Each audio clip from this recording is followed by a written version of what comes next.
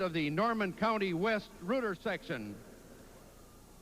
Presenters Dick Fry, the athletic director from Monticello, and Brent Gish, the principal from Nidawa, assisted by Minnesota State High School League executive staff, will make the presentation. At this time, would the captains of the Norman County West Panthers come forward to receive silver medals and their second place trophy. Congratulations, Norman County West.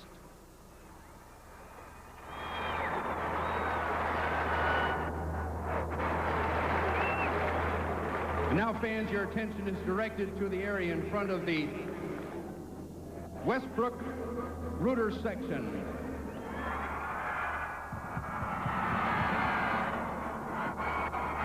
Presenters Jody Brandvold, School Board Chairman at Brooklyn Center, and Dan Skoog from the State Department of Education, assisted by Minnesota State High School League executive staff, will make the award presentation. At this time, would the captains of the Westbrook Wildcats and the entire team come forward to receive gold medals and their championship trophy.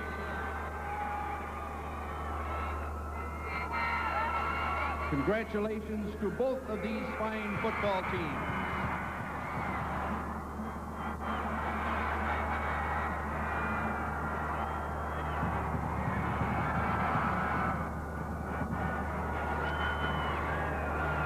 A great show put on by both teams here in this Class 9 championship game. We'll take time out for this break and come back and talk to the champions from Westbrook after this.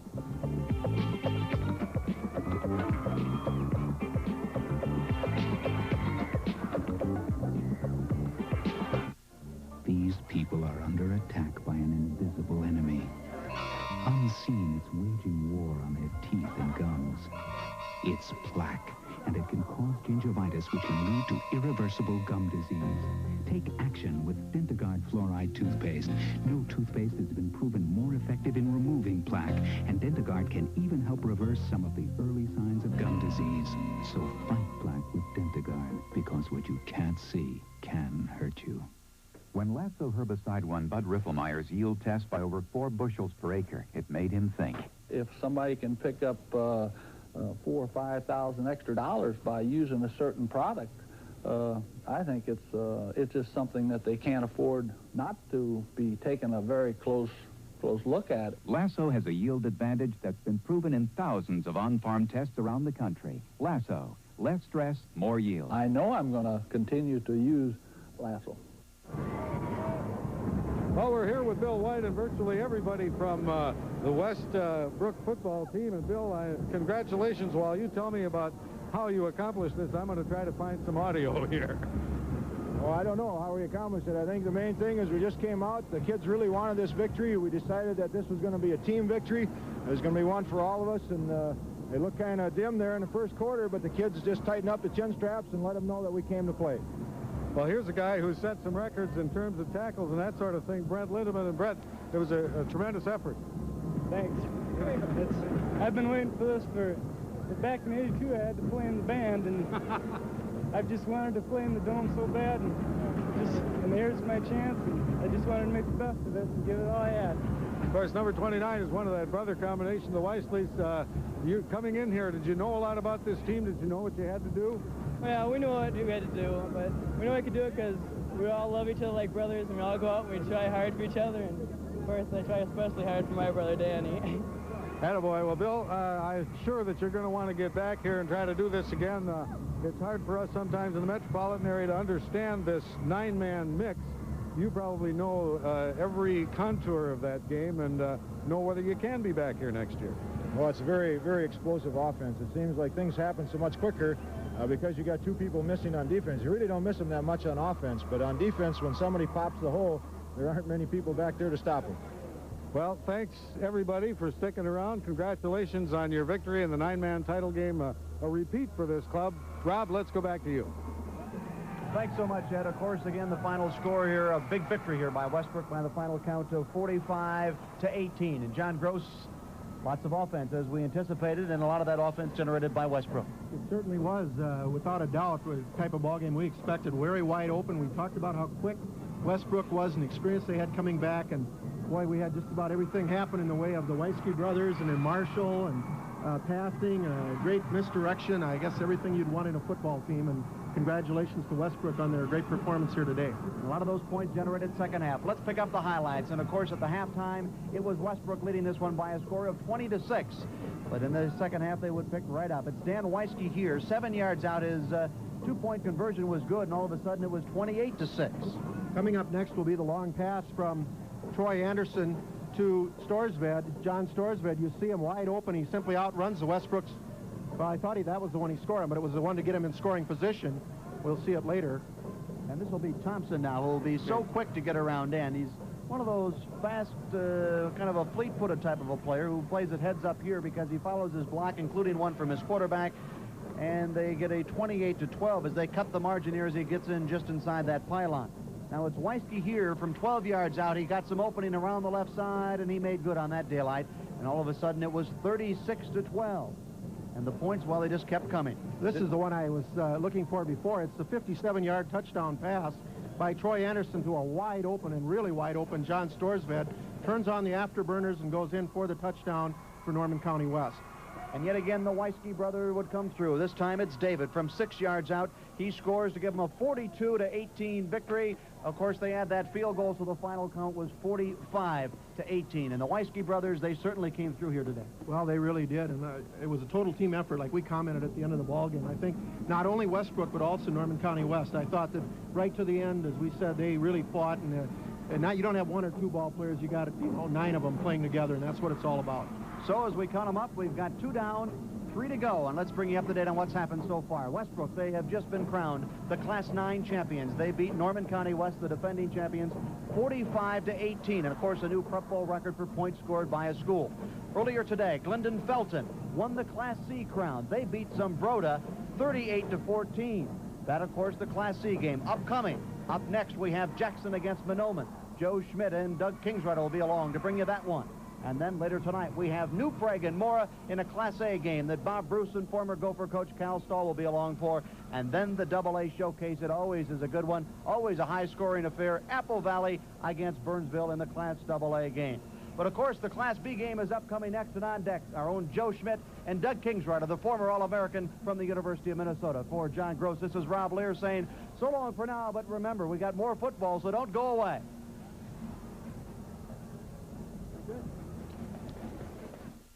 Friends, you have to hurry. Our November sell-a-thon ends right here at Viking Chevrolet, November 30th. Look at this car, a 1981 Ford Escort station wagon. How about this? $49 down, $99 a month with a sale price of $2,688. Now look at a pickup.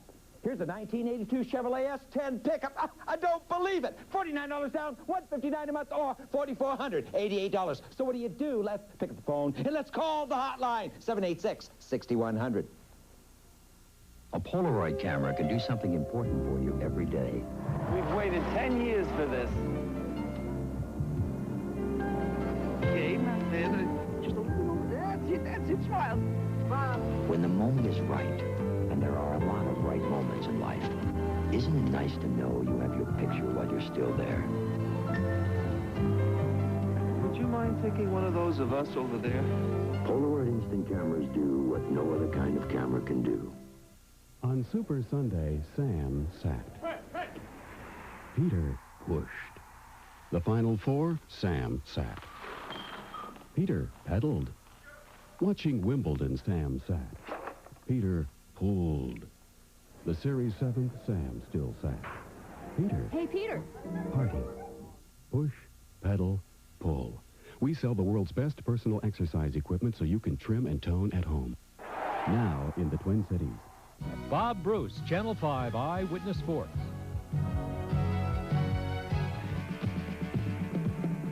The 4th annual Prep Bowl continues with the Class B championship game. The Jackson Blue Jays versus the Mahnomen Indians. Brought to you by Monsanto Lasso. Less stress, more yield. Welcome back to the 1985 Prep Bowl. 2 titles down, 3 to go. Hello, everybody. I'm Joe Schmidt along with Doug Kingsrider, and we're set to bring you the Class B title game in which we have a couple of teams with 12-1 records. The Jackson Blue Jays are up against the Mahnomen Indians. And, Doug, I think we've got a game here that matches the size of Mahnomen against the speed and quickness of that Blue Jay team. Oh, we Jackson. certainly do, Joe. The Mahnomen team has always been large. They must feed them right up there or something, but they're a big team. And they've been winning this year by just pushing people over. Of course, now Jackson is going to have to rely upon finesse and quickness, and they've mentioned that. Coach Wacker has said that time and time again in order to win the game. Well, Mahnomen has the great tradition, and Jackson has faced a very tough schedule this year. Yes, they have. They played a number of Class A teams, and if I had my choice, I'd rather pick having a difficult schedule in preparing for a game as important as this. What does tradition mean? Mahnomen's been here before.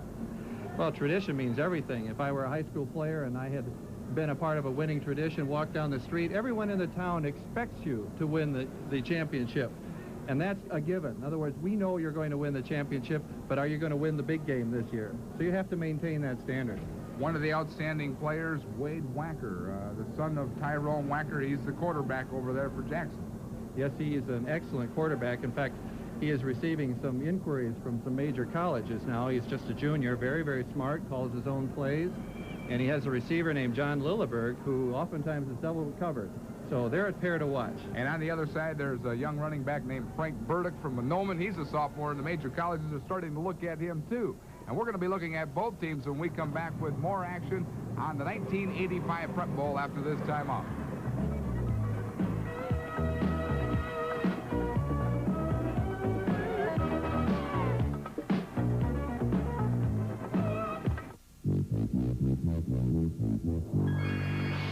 Welcome to my place, Polar Chevrolet and Mazda. It's the largest automotive shopping center in the Twin Cities, or my name isn't Paul R. Bear. During our anniversary sale, whether you choose to buy or lease, you can actually drive a new 1986 Chevy or Mazda for 1/2 the sticker price and get 8.8 factory financing on selected Chevys. Plus, Polar will make the first payment for the first 50 customers. It's the largest automotive shopping center in the Twin Cities. Guess what new detergent whitens white clothes like this without fading the color like liquid chlorine bleach can? Your grandmother used it, and now it's got a new advanced whitening formula. Give up? It's new advanced Oxidol with, ta-da, green crystals with color-safe bleach. So, after soaking, can you guess the Oxidol white from the liquid bleach white? Now you can. Look at the faded color. So who whitens without the worry of liquid bleach? Guess. 2 games so far, 2 very high-scoring games. Let's see what's going to happen in Class B. But first, let's meet the participants in this final matchup between Jackson and Mahnomen. Now down to the PA announcers.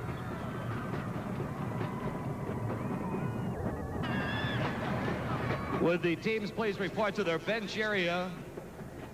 We're about ready to begin with the pregame introductions and coin toss.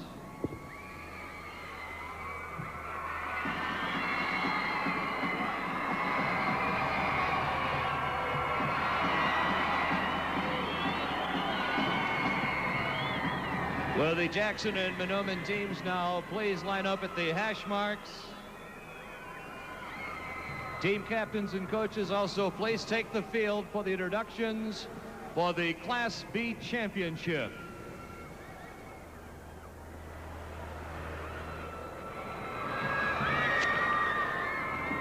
The visiting team in this game is the champion of the Southwest Conference, Jackson.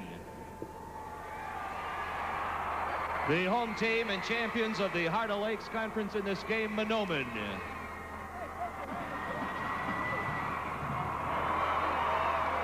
The Jackson captains, number 30, Mike Lloyd, number 62, Eric Ringquist. The Mahnomen captains, number 10, Mark Petrick, number 44, Tim Miller, number 77, Jason Spaeth, and number 89, Doug Johnson. Gentlemen, the coin toss.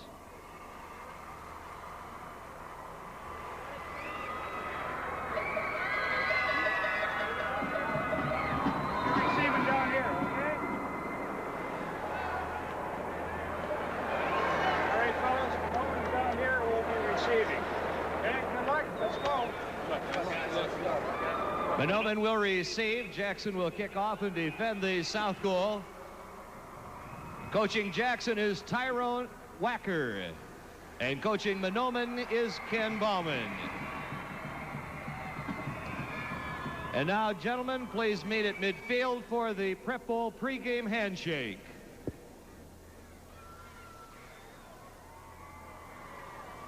And we're now ready for the Class B championship game.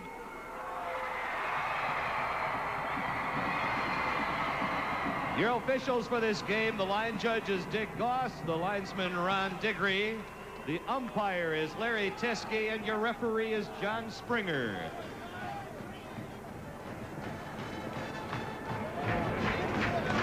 You can take those out again. I'll have the regular just because.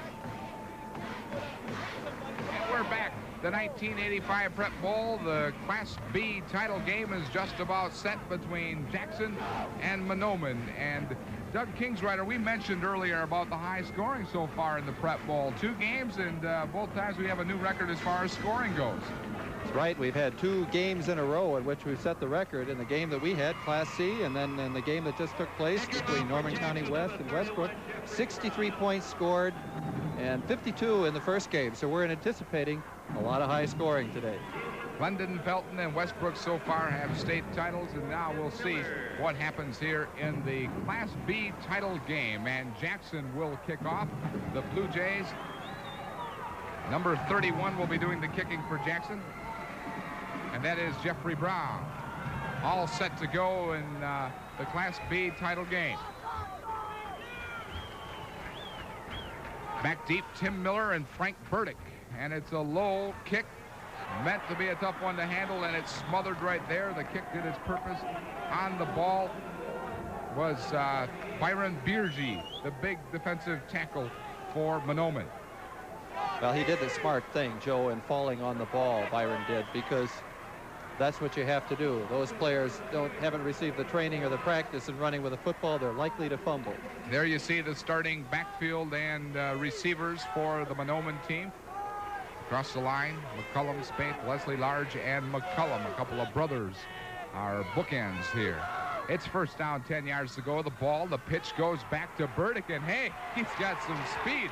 We've heard a lot about this Frank Burdick. He's only a sophomore, 5'11", 175 pounds, and did he take off? He took off, and I tell you, the great skill there was in receiving that pitch and then being able to turn up quickly and gather that ball. Here we take a look at the Jackson defense. They'll line up in the 5-2. Linebackers, a couple of active ones, Jim Reed and Mike Lloyd. They'll be in on a lot of tackles in a very solid secondary. And on that first play, Frank Burdick just about picked up a first down. They're going to measure it. Frank Burdick, 269 carries this season. He's only a sophomore, and he's got a career in his sophomore year as far as carrying the football. You think about any one person gaining over 1,500 yards in a season. That's quite remarkable. Especially when his name isn't Peyton or Dickerson. That's correct. And it talks about his stability in terms of a player. To have that many carries, 269, and be able to maintain that kind of discipline throughout the season is just, he's a very, very strong player. Mark Agnew is the quarterback. He's a junior. He started since his freshman year at quarterback, so he has 3 years of experience and still has 1 more year to go. And he has led the Mahnomen Indians into the Prep Bowl in 1985. A 12-1 record, the champion of the Heart of Lakes Conference. It's second and short. The first man through is Jeff Large, and Large is met by a very large member of the Jackson Blue Jay defense. Eric Ringquist in on the tackle. It'll be very close to a first down. I don't believe he did get the first down, though. It was no gain. It'll be third down and less than a yard.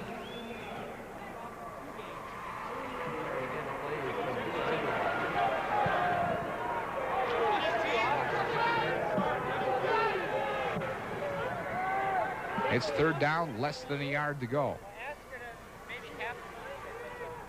The give to the second man through is Frank Burdick. He has the first down, a pickup of 6 yards on the play. Burdick up to the 44-yard line.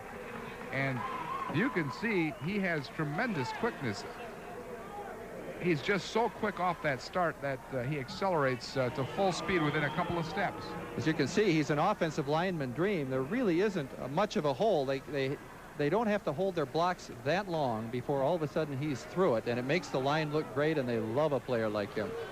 The ball's up to the 44-yard line. Both these teams came into the game with 12-1 records. The give on the counter, and the counter goes absolutely nowhere.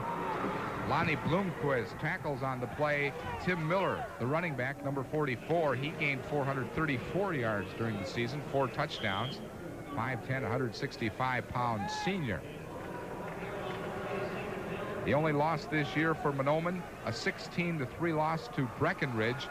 They came back and beat Breckenridge in the playoffs in one of the most exciting games in the playoffs, 21-17. They had to come back 3 times in that game, come back from deficits to win that game. Agnew will put it up, and Agnew is airing it out, but it is overthrown, intending to hit Doug Johnson on the play, but the pass simply thrown too far. I had opportunity to watch the defensive line of the Jackson Blue Jays that time, Joe, and they're fairly strong. We talked about their finesse and quickness, but they were shoving back the Mahnomen offensive line pretty well. Mahnomen was the Class B runner-up in '79 and 1982, and they were also the Class B champion in 1980, so they've been here before. This is their 9th trip to the state playoffs. Ken Bauman in his 17th year, a great football tradition at Mahnomen. All the kids like to play football. Agnew will put it up, and once again, he's off his mark, intended for Tim Miller. But Miller was covered very well out on the flat. So that'll bring up a 4th down situation. Mark Agnew had a very tough read that time. It was an obvious passing situation, 3rd down and 11. Very smart play by the Jackson defense. The linebackers backed up deep and created a lot of coverage in the flat. There were probably 3 defenders in the vicinity where the receiver was that time, Joe. Well, watch out here because they've got a very good punt returner in Wade Wacker. He's returned the ball for 11 yards a clip. Agnew gets the punt off. It's a low-line drive punt, but Andy Lundblad will take the punt, and he's up across the 35-yard line, finally taken down at the 39-yard line. So when Jackson takes over, they'll be in pretty good position on their own 39-yard line. It was a 32-yard punt with a 14-yard return for Andy Lundblad. Here's the offensive backfield and receivers for Jackson. Watch Wade Wacker. He's an outstanding quarterback. Here's the offensive line. Not big, but quick. Wade Wacker, the son of head coach Tyrone Wacker. We'll get into more of that as the game progresses. On 1st down, a fumbled snap. The ball's loose, and I believe that Mahnomen has come up with it on the very first snap from scrimmage. And there's a timeout on the field. Mahnomen has the ball in excellent field position. We'll be back in a minute.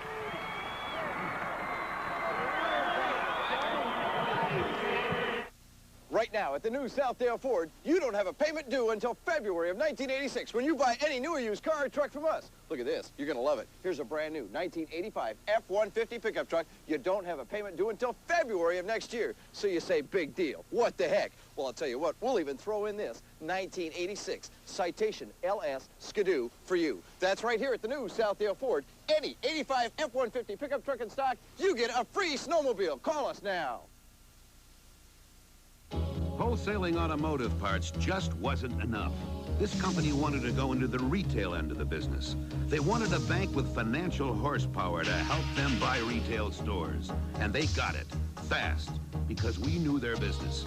We opened doors with creative financing that met their needs. No matter what your business is, there's only one place where you can expect this kind of performance. The First Banks. We are the business banks, where your business belongs. And it's a very tough way for Jackson to start, Doug. Very difficult way. Byron Birgey making a very, very heads-up play, jumps on the ball and recovers it for Mahnomen.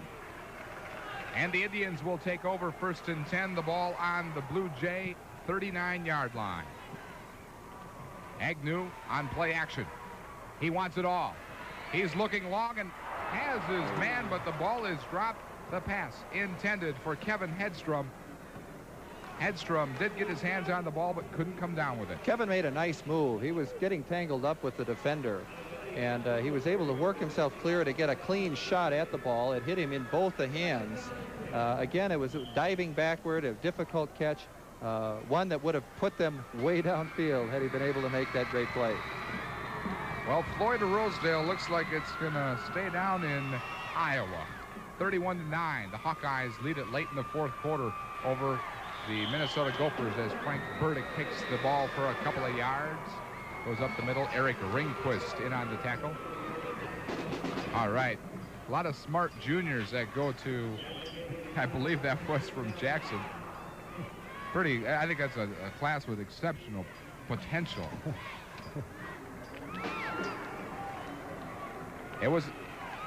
That's a final now, that Iowa game, 31-9. Iowa over Minnesota. Another tough loss. It's third down, 8 yards to go. Agnew with a nice pitch. It's tipped and still caught with the reception. Kevin Hedstrom in. I'll tell you what, he really had to concentrate on that play because the ball was batted just a second before it came in his arms. Yes, he did. That's one of the most difficult things that a receiver has to learn, is being able to keep their eye on the ball. Here we'll watch Kevin come back over the middle. The ball will be tipped rather hard by the linebacker right there. You can see it. He stops in his pattern, keeps his eyes on the ball, and tucks it away. Exceptional heads-up play. Jim Reed almost picked off that pass. The linebacker, one of the outstanding linebackers in the game today, just about had it. The ball now on the 31-yard line. We're going to have movement.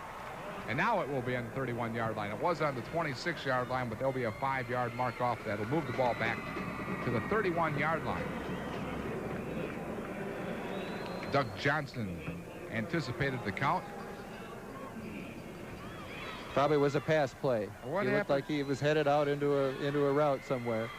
What happened to Lou Holtz's boys here, your alma mater?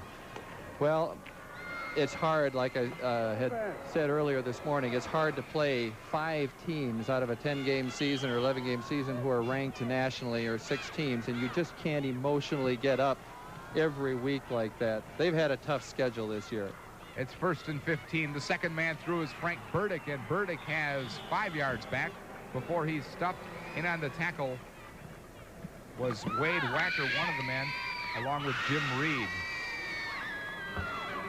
It's surprising that Wade Wacker is in on defense. He's such a key to their offensive game. I would think that they would want to save him, but he must be an exceptional defensive player as well, Joe. He's what you call an exceptional athlete. We'll get into more on Wade later as soon as Jackson gets the ball back. They've only had the ball for 1 play in the first quarter here. 7-12 remaining, scoreless so far. The pitch goes back to Burdick. They try to use that speed, and Burdick has to use a little strength to cut inside the 25-yard line. He's down to the 23. Andy Lundbland in on the tackle along with Mike Lloyd. Burdick made an exceptional play there to save disaster. This year he's, of course, carried 269 times for 1,573 yards, 18 touchdowns. But on that pitch out, I don't know if you noticed, Joe, but he had to reach way down to scoop that ball with his left hand, and it could have been bouncing around here on a fumble and another turnover. It's another third down situation for Mark Agnew. 3rd and 8 for Mahnomen. And they send Burdick in motion. Looking long, Agnew, and Agnew he's off his mark a little bit. He seems to be overthrowing everything. I think so, and I'm a little bit curious as to why they would run Frank Burdick into the sideline here on that particular play. He really didn't have a place to go, even though he did pull 2 linebackers with him.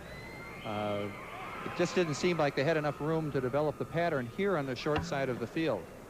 Now with the ball on the 24-yard line on 4th down, it looks like we're going to have a field goal attempt here, and they will spot the ball on the 31-yard line, make it a 41-yard field goal attempt by Mark Agnew. He has a 41-yarder during the regular season. That is his long. He is 3 out of 7 this year. The kick is up, and it looks like if it has enough, it's going to be good. Just a little bit short of the mark, but it was a nice kick by Agnew, and we are still scoreless. 6:20 remaining in the first quarter of play. There's a timeout, and we're scoreless in the Class B title game. We'll be back with more in a minute. Does your car suffer from the uh-ohs? Maaco has the answer for you. From rust, dents, scratches, to a great paint job, Maaco brings your car back to life. all for a price lower than you'd ever expect. And accident claims?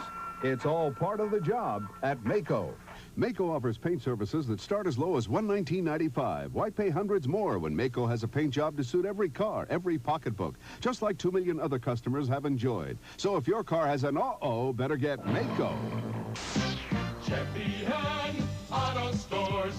We're celebrating the opening of our newest stores in Navarre and Cottage Grove with our Are You Ready for Winter sale. You'll find super savings on Valvoline motor oil and hundreds of other items. You can register to win one of 36 Valvoline Mini Indy cars.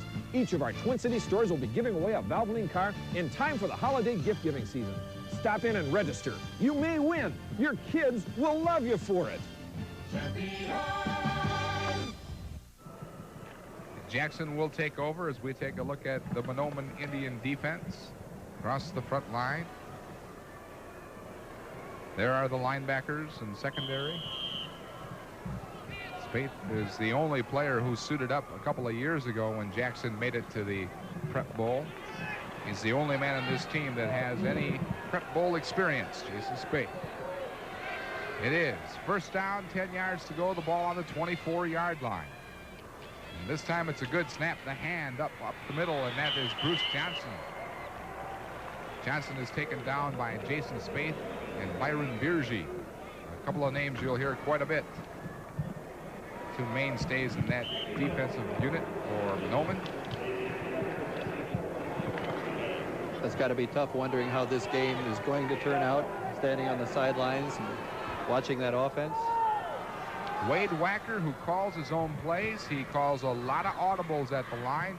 He's like an extra coach on the field. He'll run the option, and he looks very good on this option, picking up a first down, a pickup of 10 yards, and once again, he loses the ball, but the referee said the knee had touched the turf, and it'll be a pickup of 11 yards on the play. Tim Miller finally makes the tackle for Mahnomen, and I think what we're going to see here is a very heady ball player on this play. He's very, very fast. Watch Wade come upfield on the option, make a cut. You can see his speed there. He's got 4.6 speed. Looked like he fumbled the ball before his knee touched, but that's the difficulty of replay. We need to see it from 5 angles before we can decide up here. That's right. He carried the ball for 811 yards during the regular season, running that veer option. They're having some trouble holding on to that football. Ran the option there. Bruce Johnson lost the handle on it, but Wacker himself was able to go down and recover the fumble. Now, that's the third time we've seen a mishandled ball so far here by Jackson. Is that the nerves, or is that maybe just the turf's a little tougher than they're used to? We'll look on the replay. That's just a very, very good hit. Very, very good defensive play. And I think we saw some nerves or some careless ball handling by Wacker the first time. That was a good hit. Sharp defensive play. A loss of a yard on the play at second down, 11 yards to go. The ball resting on the 38-yard line, and Wacker has some time, and he's looking long. His man is double-teamed, and it's incomplete. He tried to get that pass out to Andy Lundblad, but he was double-teamed, and there was no chance for a reception there. Seems like Jackson might be anticipating that Mahnomen, because of the stronger, bigger defensive line, they aren't going to be able to drop straight back, and so they're using a rollout pattern. That gives the quarterback, Wade Wacker, more time to throw the ball. Did not have much in terms of being able to throw it into 2 defenders there. It is now third down, 11 yards to go. And Wacker on the sneak, or I should say on the keeper, and he is stacked up immediately. Byron Bierge, the first man in on the play, 6 foot, 225-pound junior. And that will bring up a punting situation. Joe, I think you did pick up earlier that I think Jackson is experiencing some of the pregame jitters right now. It's pretty apparent. Their timing is not real sharp yet. They'll get over that in a short period of time. Wade Wacker is the punter. He's an exceptional punter. He does just about everything on the team. And, oh, he gets off a dandy. Nice, high, spiraling punt. And that sends Burdick all the way back to the 22-yard line. That was a dandy. That looked like Greg Coleman punted that one. 40 yards, no return, but the ball was just so high, there's no way he had a chance to return it. Jackson's going to have a distinct advantage in the punting game because their average is 40.9 for the season with Wade Wacker punting. The Mahnomen team, 28.8, I think, for their average for the year. So there's a 12-yard differential right there every time the ball turns over and there's a punt. that will play a significant part as the game goes on. And the ironic thing about the special teams play for Jackson, I talked to Coach Tyrone Walker earlier this week. He said they spend absolutely no time on special teams during practice. There's Burdick, and Burdick has a quick 5 yards, make it 6. Steve Zebedee in on the tackle, the 6'2" junior from Jackson, and on the tackle. Was watching the offensive line of Mahnomen. It looks like they extend fairly well in their blocks. Here we have a new haircut. Well, that's one of the two guys who they've got the mohawk look over in Jackson. There are two players that still have the mohawk, Eric Ringquist and Lonnie Bloomquist. They both play a little defensive line, and they both have the mohawk. It makes them look mean. Frank Burdick looks fast. Oh, Frank Burdick looks like a guy going for a touchdown. 30. He's to the 20. Frank Burdick, you will not catch him. Frank Burdick goes all the way 71 yards on the play. And the guy who carried the ball 269 times this season has Mahnomen on the scoreboard. He got through the hole so quickly from our vantage point here, being, probably about 120 feet off the field or 100 feet off the field. He was starting to put distance already, 10 yards. You can see he's putting more and more distance between himself and the defenders, and he's carrying the ball. He's exceptionally quick. That 71-yard run, the longest run by any running back in Prep Bowl history. And he is already over 100 yards here in the first quarter. A 71-yard run by super sophomore Frank Burdick. And the kick by Agnew is up, and it's through. And Mahnomen has jumped out to a 7-0 lead on Jackson with 3:15 remaining in the first quarter. We're going to be seeing all kinds of records here today. Over 100 yards in the first quarter. We That's still got to have be 3 a minutes record. left. Yes, that's got to be a record. Only a sophomore, and the major college scouts will be taking a look at this young man, I'm sure, next year. Making a name for himself already. 1,573 yards, 18 touchdowns. And you talk about the pressure of a prep ball. Everybody wants to play in the dome. And here's a sophomore. The guy that's supposed to crack under the pressure, he seems to be enjoying every minute of it. Well, he's scared. Did you see him run? How fast he... He's fighting to death of those people. He doesn't want to get tackled. Yeah, he runs a 4.640, but when someone's chasing him, he runs a 4.440. He broke through and almost got tripped up, was able to step over that, and now you see this distance. There's 1, 2, 3, 4, 5 people trying to catch him. Now they're starting to give up on the 30 because he's just putting a lot of distance in between. Exceptional speed, exceptional run. Very, very quick getting through that hole. I wish I could have blocked for someone like that. Head coach Ken Bauman told me he was the best athlete on the team, and doesn't look like he was wrong. 7 rushes, 103 yards for Kevin Burdick. And now Mahnomen will kick off. Good kick all the way back to the 31-yard line. Jeff Brown takes it from there, and Brown has a hole up the middle. He's out over the 30-yard line, and that's where Jackson will take over. A 30-yard kick return for Jeff Brown. Joe, we were talking earlier about trying to guess, as sportscasters do, why there is all of a sudden so much offense here. And maybe it is, as we talked, that they're not playing in cold weather now. They're warming up. Here we've got a 2-play, 78-yard drive, 46 seconds. The dome seems to be helping out. The give up the middle to Mike Lloyd, and Mike Lloyd goes nowhere. He runs into a freight train called Byron Bierge. But that didn't hold true so far with fumbles this game. We've seen 3. 3 mishandled balls, and so far every time it's been Jackson. But I'll tell you what, the Jackson offense can move the ball. They average 24, 25 points a game while giving up 7 during the regular season. They outscored opponents 91-6 in the first quarter, so they're not used to being down here in the first quarter. They're used to getting off to a good start. The pass goes up. What a pass by Wacker. It's hauled down.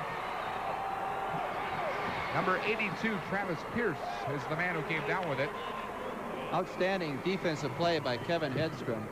As that receiver went up, you watch it on the replay, the receiver went up to catch the ball, and you'll see Kevin come over the top and try to strip the ball away from the receiver. Just exceptional heads-up play. Here he comes, right there, trying to make that an incompletion.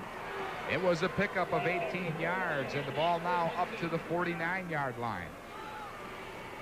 And here's Wade Wacker. This is what he'll do quite a bit. He's changing the play at the line of scrimmage. He saw something he liked. He liked that wide open field where number 44, Bruce Johnson, can ramble, and Johnson fumbles the ball. It's loose. Mahnomen may have come up with it, but there's a mad scramble. Mahnomen has come up with it. With the football for Mahnomen is Mark Petrick. And that's the fourth time. They're having some trouble holding on to the old pigskin. Hard to draw conclusions if they're being careless, but he got hit. He got hit very hard. We'll get a chance to watch it. Great checkoff on the line. He read the option so well and knew when to pitch it. Could have gained about 10 yards. Fumbled ahead for 5. There's the hit right there. Got spun and pulled out.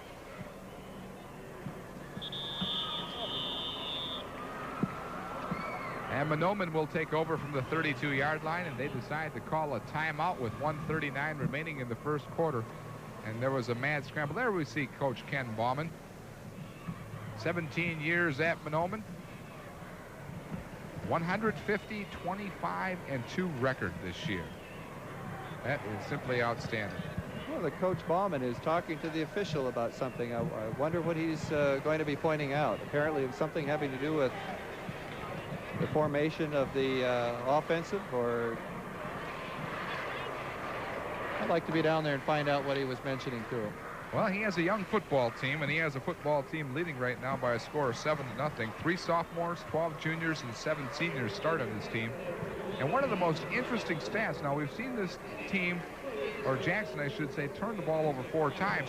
The interesting thing about Mahnomen, during the regular season, they turned the ball over 39 times, while they only forced 22 turnovers. So that means there was a negative 17 turnover ratio, and normally you don't see a team go 12-1 with that type of statistic right there. No, normally teams like that are 4-7. Exactly. Mark Agnew gives to the second man through, and this time Frank Burdick will not go 71 yards. He goes 3 yards up to the 35-yard line. Mike Lloyd in the tackle along with Neil Johnson, defensive end. They've got some big boys from Mahnomen. Take a look at that offensive line. Been very impressed with the way Jackson's defensive line is holding their ground. I think it's the haircuts. Second down, 7 yards to go. The gives to Burdick, and this time he has a little more running room. He'll pick up another 3 yards. Now, Jackson runs that 4-4 defense, which means that they have 4 down linemen, and then they have 4 linebackers. And for those of you who don't know a lot about defensive fronts and defensive sets, a 4-4 is very difficult to block for an offensive lineman because the defensive linemen are always in the gap, and there's an uncertainty. Should I block the down lineman or should I go after the linebacker? It's third down, 4 yards to go. The fake pitch, and they give to Burdick. Burdick is stopped. He tried to spin out of the tackle, but he only picks up 2 yards. Dave Masick, the defensive tackle, the first man to meet him. And we have a man down on the field from Mahnomen, and looks like he's just a little shaken up on the play. Well, both of these communities have brought some pretty big crowds. This is a very big deal for these small communities to come to the Dome. A lot of these kids probably have never been to the Dome. As we take a look at the play again. Burdick coming in, he got hit. Oh, right there. I bet that's Burdick that's down a little bit. He got the wind knocked out of him. And let's hope it's nothing serious. We were talking about the factor of coming down here and what it means to a community. I imagine it's hard to describe how fired up these communities are. It's very, very exciting to have a football team be representative for your community, and of course it brings a lot of community pride. It was a lot of fun to announce in the earlier game, in the C game, about the shoes that had been purchased for the football team, especially for the Dome. What an outstanding thing that the community leaders and business people got together and did for that team. And they're going to feel that support, and creates a lot of community pride and goodwill. And right now the main concern for Mahnomen is the fate of Frank Burdick, who has been superb here in the early going. 22 seconds remaining in the first quarter, and he has over 100 yards on the day. As you see, head coach Frank Bauman, or Ken Bauman rather, talking over the sideline, and even the fans from Mahnomen are hoping their super sophomore is all right. And it almost looked like he's getting off and on his own power now. It looked like he took a helmet right in the old breadbasket. Yes. Yeah, I think he had what we call the breadbasket position, where you've got your knees tucked and you can't breathe and you feel stupid, but you have to just let your body take its course and get your breath back. Did that ever happen to you? You ever get that, the wind knocked out of you like Yes, that? it did, and I felt stupid. Scott Shinborn is the man that came in to replace Frank Burdick. And there's a 4th down situation. It's going to be 4th and 3, a pickup of 1 on the play for Burdick. And we'll have to see here if Mahnomen is going to punt. Mahnomen averages 24 points a game while giving up 10 points a game. A strong finisher. They've outscored their opponents 51-13 in the 4th quarter, and that is the end of the first quarter. Mahnomen has the lead here in the Class B title game, 7-0 over Jackson. We'll be back in a minute.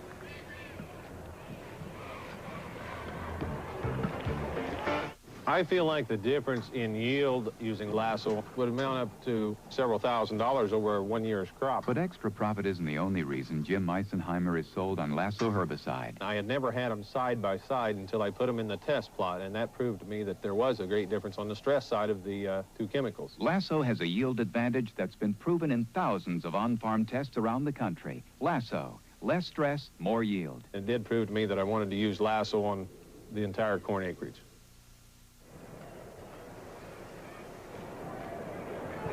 Let's go down to the field to Ed Cairo. All right, Joe, you know, you fellows have been up there talking about shoes and communities buying shoes for their kids and one thing and another. Now, there are obvious differences in philosophy. Take a look at what the Jackson players are wearing.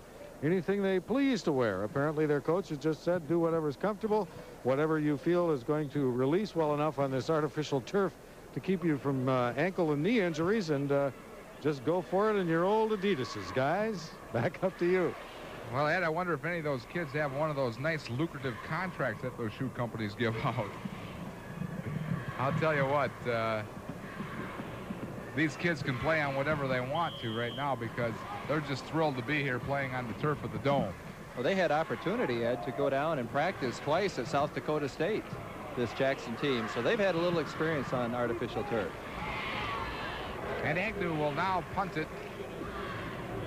Wacker is deep for Jackson on 4th down. Big rush is on, and he just gets it off, Agnew, and it rolls out of bounds, and they're going to mark that. They're going to spot that ball on the 43-yard line of Jackson, so Jackson will have good field position when they take over.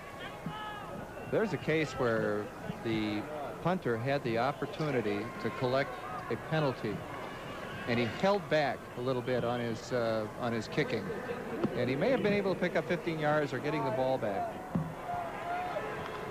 It was an 18-yard punt, the ball on the 43-yard line. Wade Wacker, who is a junior, hands off up the middle, and the going is tough. The big defense from Mahnomen is awfully tough to run on up the middle, but it's a pickup of 4 hard-fought yards by Jeff Brown. Byron Birchie again making the stop. You know, you talked earlier about Coach Wacker not working on special teams. You don't have to when your son is or has all the special teams in his own person. That's about it. He's the punter. He returns punts. Wacker will put it up, and Wacker has his man. It's a beautiful pass, and the referee shields the defender. The referee got right in the way of number 21.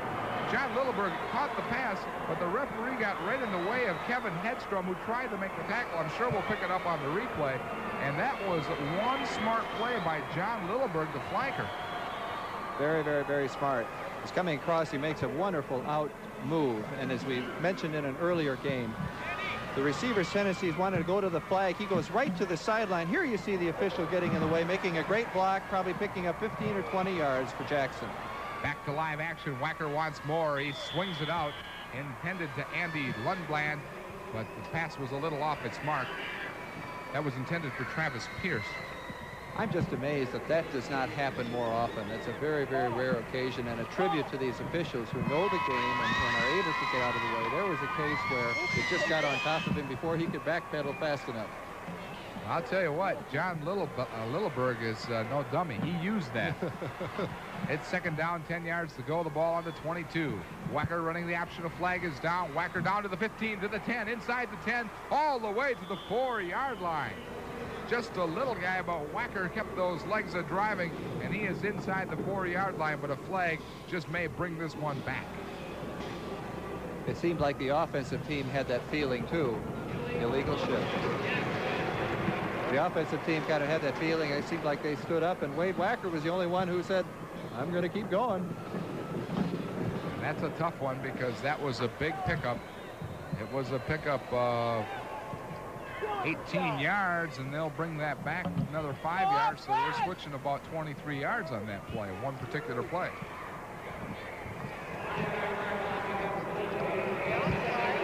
Now that was the 23 yards right there. Illegal motion on the offense. Second down. Put her down. See how things evened up? The official just gave Jackson 20 yards and took back 23 now. That's right. That's the last time he'll ever let Littleberg run in his way. On first down, on second down, I should say, he'll put it up. He has his man wide open down to the 5-yard line. They get it back. Travis Pierce. They'll mark it at the 6. Travis Pierce, the senior. Very, very nice play, a nice route. Running down the field. Now he does what he's supposed to do. He heads towards the flag. It's called a flag route. Run down towards the middle and make an in move to the post and then out to the flag. There's a wide open area in the zone. Nice catch. Nice job hanging onto the ball. And it was a good pitch by Wade Wacker. The ball now on the 6-yard line. First down, goal to go. Full house backfield. The fake give. No, the give is up the middle, and it's a touchdown by Bruce Johnson, a 6-yard burst.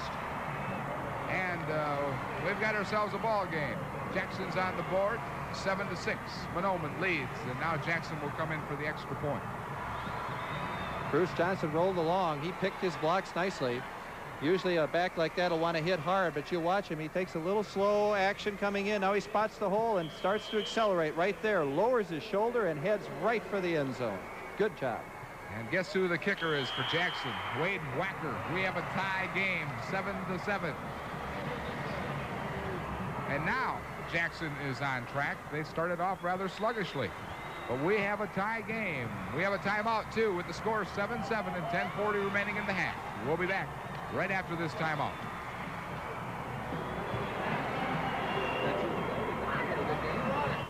Experience the supernatural. A TV image so lifelike, it fills the room with its presence. With stereo TV sound and CompuFocus video optics. The Panasonic Omniseries Color TV. It's a phenomenal experience. Visit either of Doug's 2 locations. Be ahead of your time with Panasonic television. Guess what new detergent whitens white clothes like this without fading the color like liquid chlorine bleach can? Your grandmother used it, and now it's got a new advanced whitening formula. Give up? It's new advanced Oxidol with, ta-da, green crystals with color-safe bleach. So, after soaking, can you guess the Oxidol white from the liquid bleach white? Now you can. Look at the faded color. So who whitens without the worry of liquid bleach? Guess. We have a tie score, and there's very good news for folks from Mahnomen because number 27, Frank Burdick, is back in the ball game. He's one of those players that they put their whole offense around, and of course you can see how effective he is by his running. His last drive by Jackson, 5 plays, 58 yards, and short scoring time. So we've got 2 very explosive teams here, Joe. We could have another high-scoring game, and so far that has been the norm here at Prep Bowl 85. Bruce Johnson scoring the last touchdown to tie it up. And there's the kick, and Frank Burdick will field it. No, it'll go to number 44, and that's Tim Miller.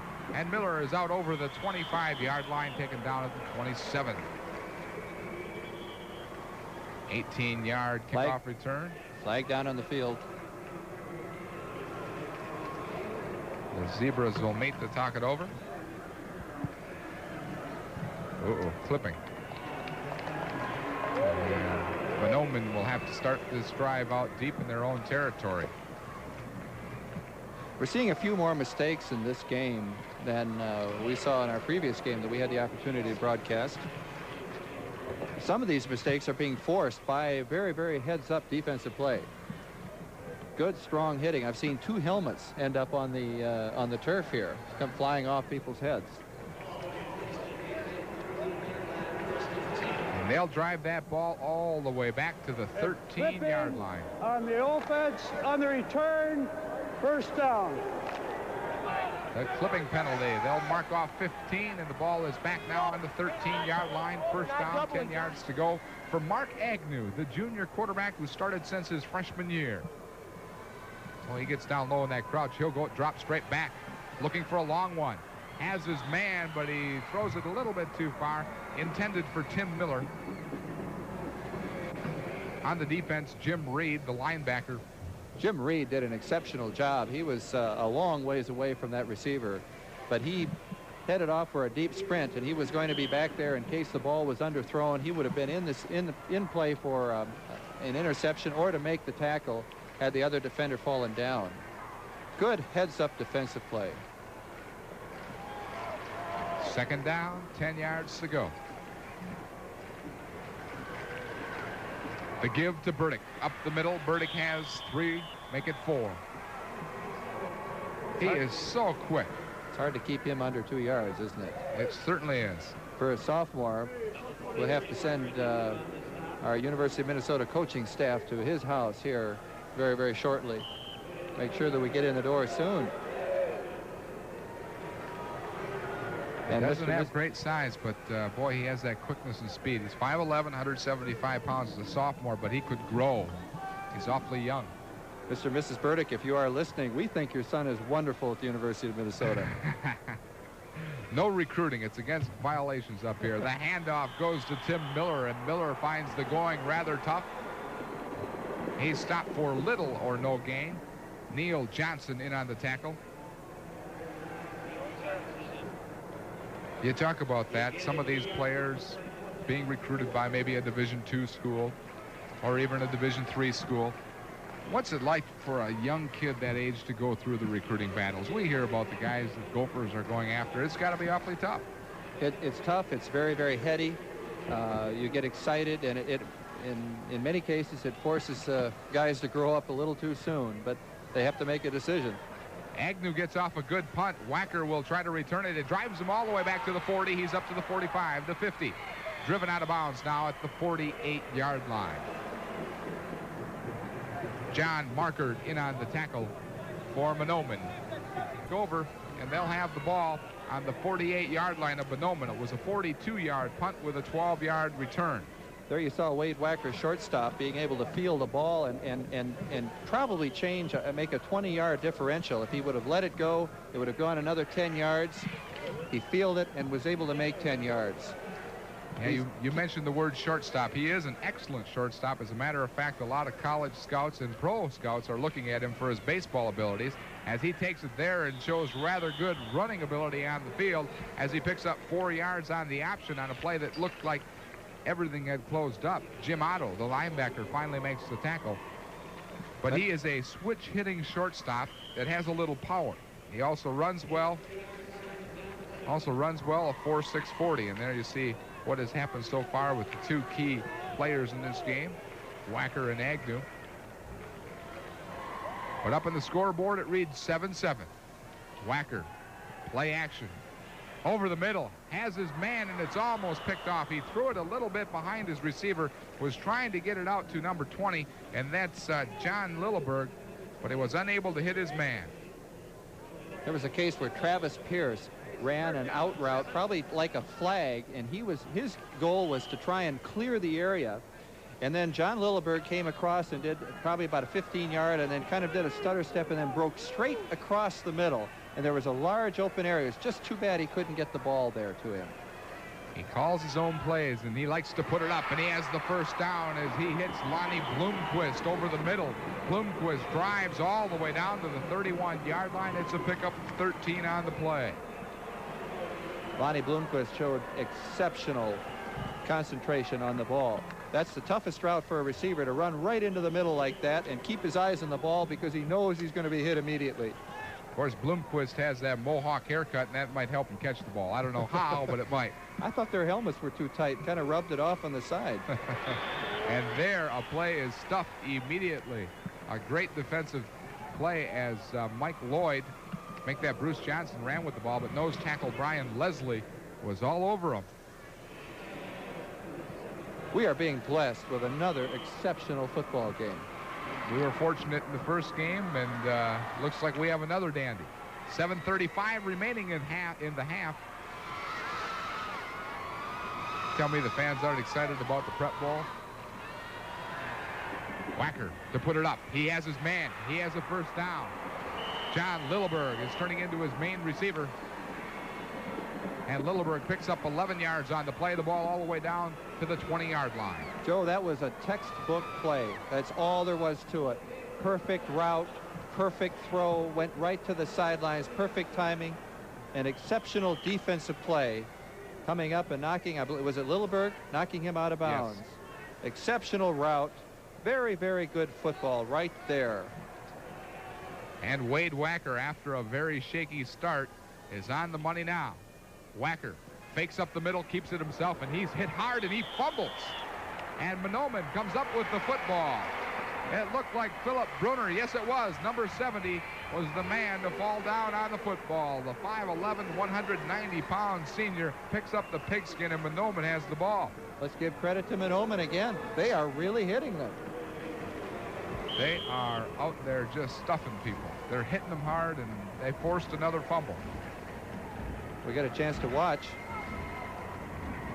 That's the 5th time. Let's see if we can pick up who had the hit right here. Oh, it was a double hit. Brian Leslie down underneath, and then Philip Brunner came up with the ball. Frank Burdick now, as we go back to live action, trying to break to the outside, and Burdick with a pickup of 7 yards. You get him to the outside, and he can scoot. Jim Reed, the linebacker, moves over to make the tackle along with Steve Zebedee. Joe, a key defensive play that causes a fumble like that just totally exhilarates the offense. They come on the field, and they've got the chance. The defense is coming off. They're cheering. They're very excited. They've done a great job, and their offense is coming on. They're saying, let's go, guys. Let's do it. Burdick now has 122 yards in 12 carries. The give up the middle, wide open. Jeff Large is going to have a large gain. He may go, but he's caught from behind. Andy Lundblad is able to catch up with him, but Jeff Large found himself running through a large hole and just about took it all the way. Well, Jeff probably doesn't have many opportunities to have that kind of a wide open field. And there's a case where if he had an opportunity to look at a replay, he'd say, oh, if I would have just cut left or cut right. Here we take a look at it, a 46-yard pickup. Wide open. He's just moving right ahead. Now, if he could have had a chance to cut left or cut right here, he'd still be running. Great run. Jeff Large, during the season, picked up 315 yards. The pitch goes back to Burdick, and Burdick fighting his way to the outside, and Burdick with another nice pickup. And anytime he goes to the outside, he seems to pick up 7 or 8 yards without any trouble at all. For them to have so much success, for Mahnomen to have this kind of success on their sweeps, they've got to have some good tight end and tackles being able to block down. And for Mahnomen, we've got Rodney McCollum, who is the right offensive tackle, Kevin Hedstrom, tight end, Doug Johnson blocking down the other end, Jesse McCollum. It's second down, make it 2 yards to go. A pickup of 8 on the play for Burdick. He now has 130 yards. He keeps this up, he's going to shatter the Prep Bowl record. Hand up the middle, that's Jeff Large, and Large fumbles the football, and once again another turnover stops the drive, and we're seeing this happen. Both teams are moving the ball in between the 20s, and another turnover. And another turnover. It's almost like the weather in the Texas Panhandle is going to change at any given moment. Oh, we had a bad handoff there. He just wasn't able to get the ball at all. The ball lying on the ground. Heads-up play. Number 62, Eric Ringquist. We've said his name a number of times today, but that's smart heads-up defensive play. Well, he's one of the Mohawk boys, so those Mohawk guys are doing all right. There's a timeout with the score tied at 7. We'll be back right after this.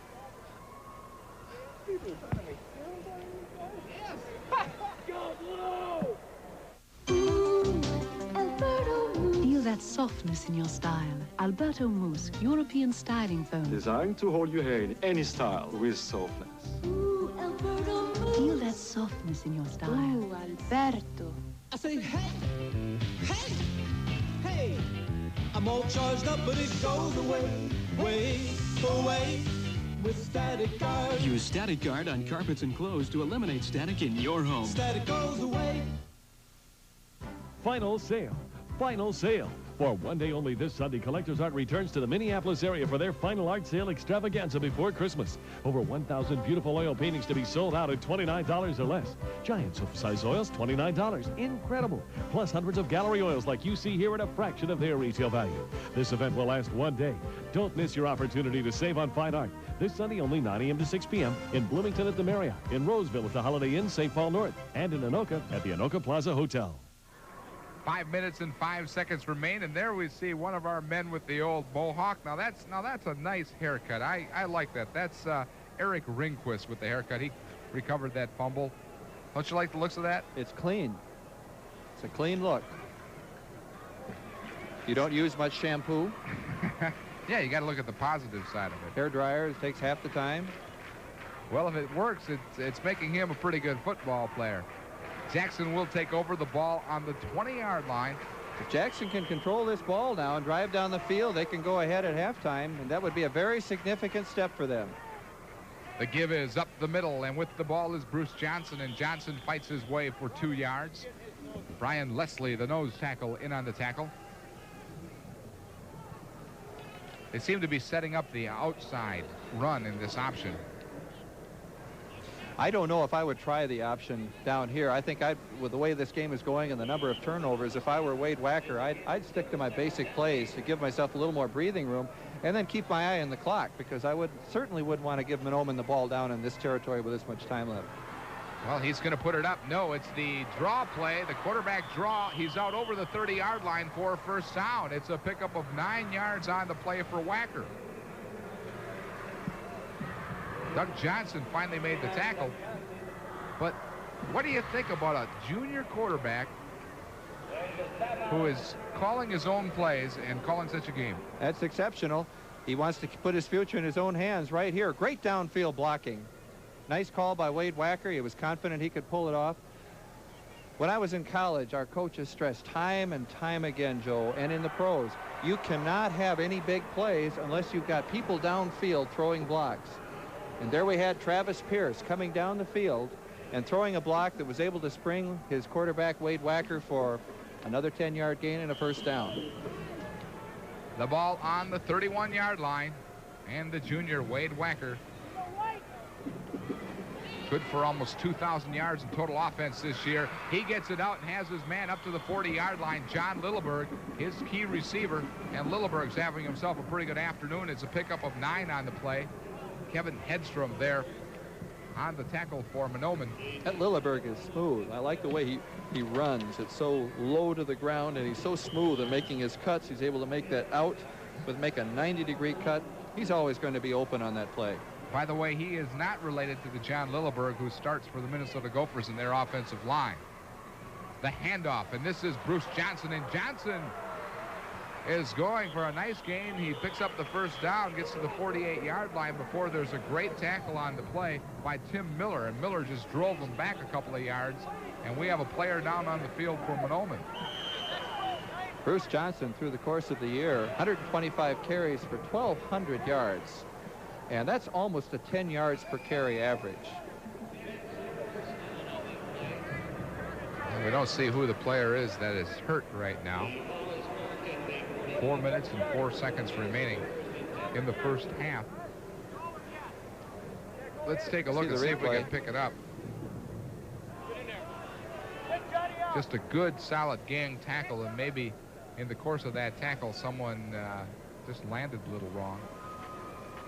We'll have to check it out. So far in the game, Johnson 7 carries for 29 yards. You know, Joe, if you and I were to go out there and play, I don't think that we could absorb the shocks that these young men are taking, even though we've both played in the past. And they go through quite a training process in their preseason. They go through 4 or 5 days before they even put on the pads. They're running, they're getting stronger. Philip Bruner's getting up now and going to recover. He's limping a little bit, probably stretched. It looks like he's got a brace on his left leg and stretched it a little bit. But they go through the course of a season. They're going to strengthen their muscles and become trained and firm, and they're able to handle these shocks much better than us lay people up here who go out and take a shot. It'd be very, very difficult. We'd need to go through the same training process. I wouldn't be out of bed for a week, I'll tell you, after one hit. The ball on the 49-yard line of Jackson. It's first down, 10 yards to go. And Wade Wacker has moved this team very, very well. They have had some trouble holding on to the football. Watch the reverse.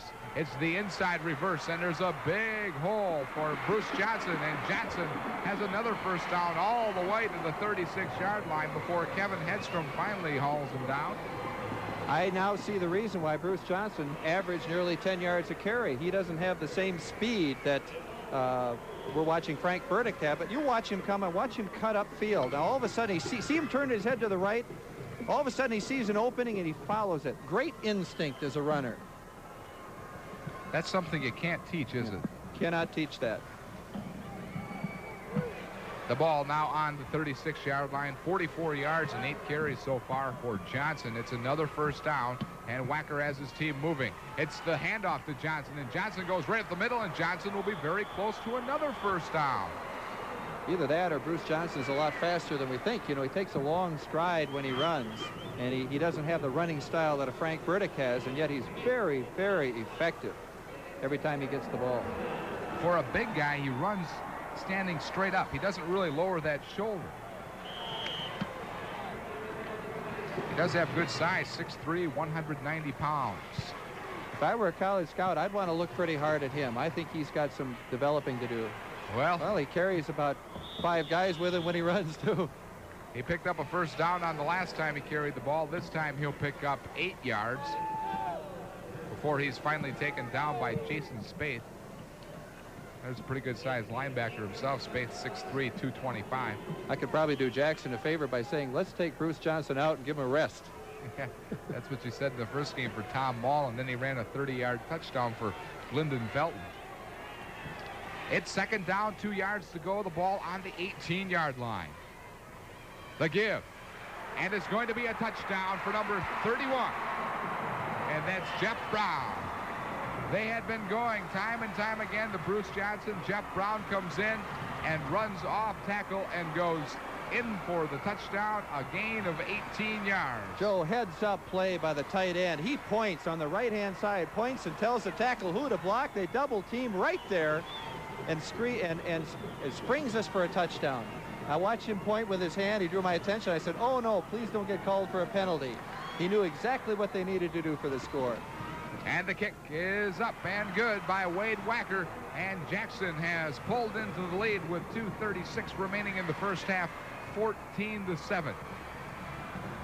And if you noticed on that play, I don't know if we'll be able to see it, but Bruce Johnson was still back. He was still in the backfield, and a couple of people were keeping their eyes on Bruce Johnson, and Jeff Brown goes in the end zone unmolested.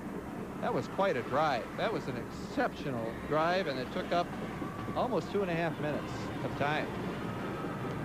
So Jackson has the lead in this ball game for the first time. It's 14-7 Jackson over Mahnomen with 2:36 remaining. I think the fun part about this game for us is that we know that Mahnomen can come back and do the same thing in the time remaining and tie this game up or even go ahead at halftime. I don't think it's the case where we're seeing two defenses that are weak. I think you're just seeing two exceptional offenses. They can both move the football. And we're seeing two different styles of offense. Yes. Mahnomen, the big team. They've got the strength of the line. Jackson, obviously that quickness. Jeff Brown will kick off.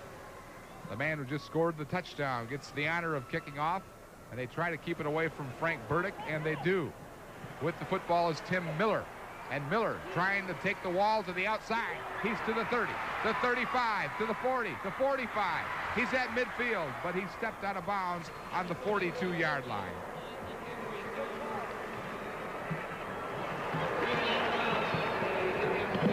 Let's now go to Iowa City, Iowa, where Greg Warmoth is standing by live with Lou Holtz of the Minnesota Golden Gophers. Greg.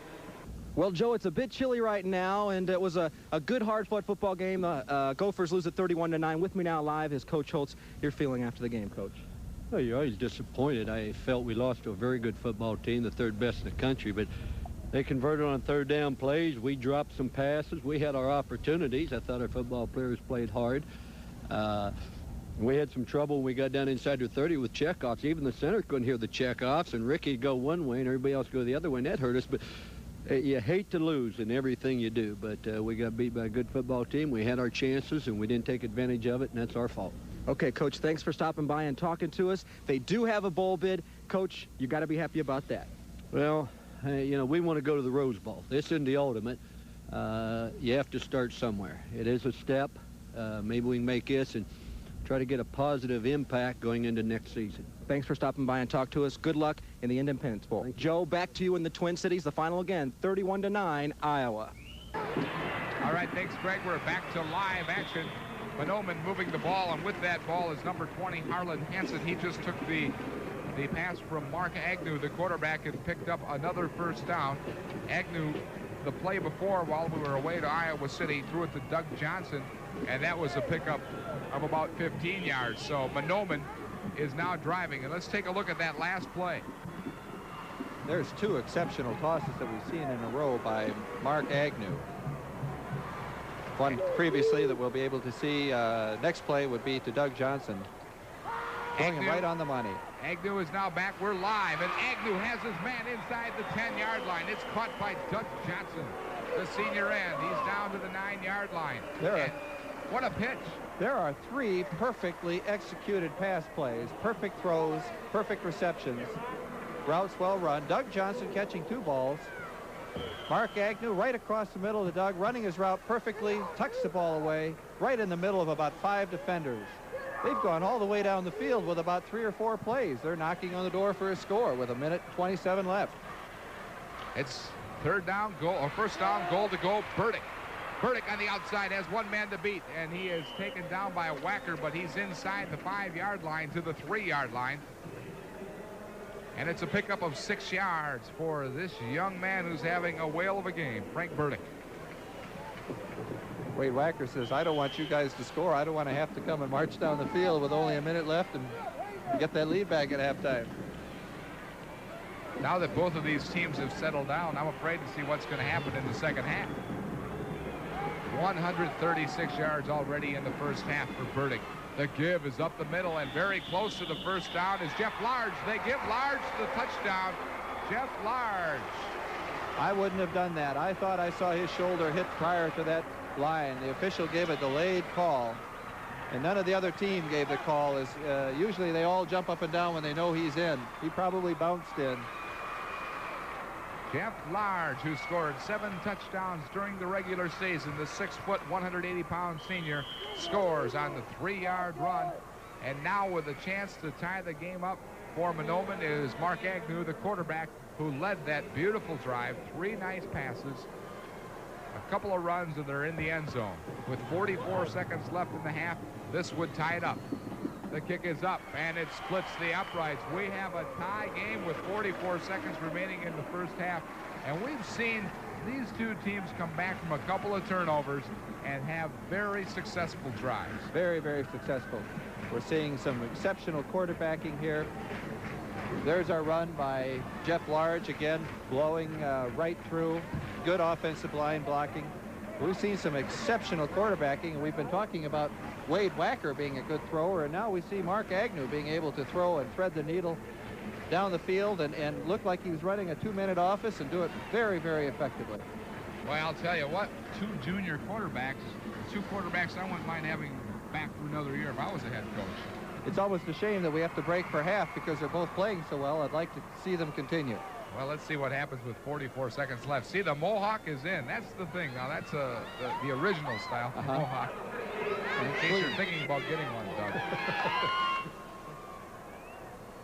And Mark Agnew will kick off.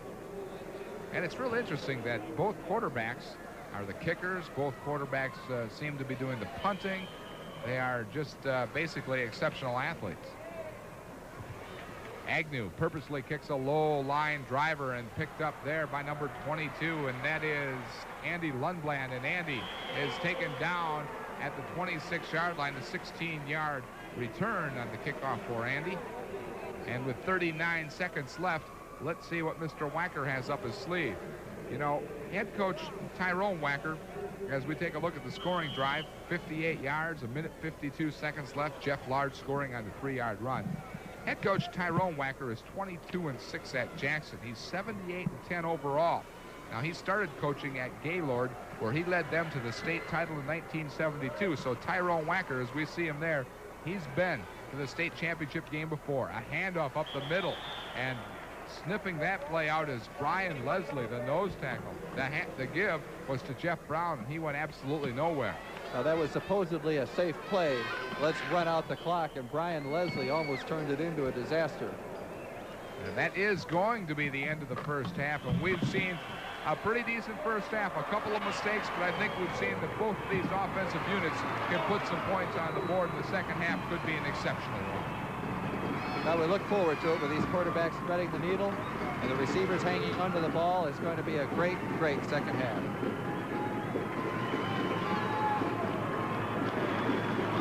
I think this defensive, we were talking about the defensive line, I think that it's been very, very solid play on both of these defenses, and I agree with you. I think we're using exceptional offensive talent here. Well, let's see what Ed Cairo has for us on the sidelines. Ed? We have Ken Bauman, the coach at Mahnomen. And Kenny, I didn't notice that your pass-to-run ratio was all that close during the regular season, but you sure pulled out 3 nice ones on that last drive. Well, we really felt that going into the ball game, we'd have to throw the ball more than we normally do against Jackson because their defense is really tough against the run, and we've executed well. The kids have given Mark time to throw, and once he settled down a little bit, he's throwing the ball a lot better. What are your concerns at this point? You're even, but it's a new ball game. Well, I guess our big concern is defense. They're so explosive offensively. And the other concern that we have right now is our lack of depth and the toll that the indoor temperature is going to have on our kids. But we'll line up and come back and play as hard as we can, as long as we can. Could be who's ahead at the end, huh? Yeah, you're right there. We will line up and play hard, and we'll execute, and we'll make them work for this thing. We're going after them. Thank you, Kenny, very much. Ken Bauman, coach at Mahnomen, back upstairs. All right, Ed, the score is tied at halftime, 14-14. We'll return with the exciting halftime activities, including the Grand Rapids High School Marching Band, right after this. Dear, I really like our waterbed, but I wish we'd gotten a waveless mattress. What's that noise? Hiya, folks. At my Waterbedroom Superstores, you can trade in your old waterbed mattress for a new waveless mattress for only $69.99. That's half price. Or purchase a complete waterbed system and receive the waveless mattress at no charge. Thanks, Waterbedroom Man. Gotta go now to tell everyone my great mattress trade-in ends Monday.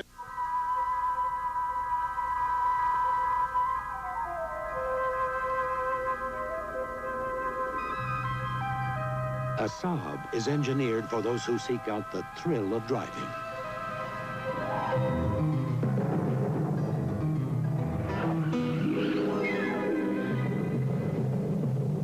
As well as those who seek to avoid it.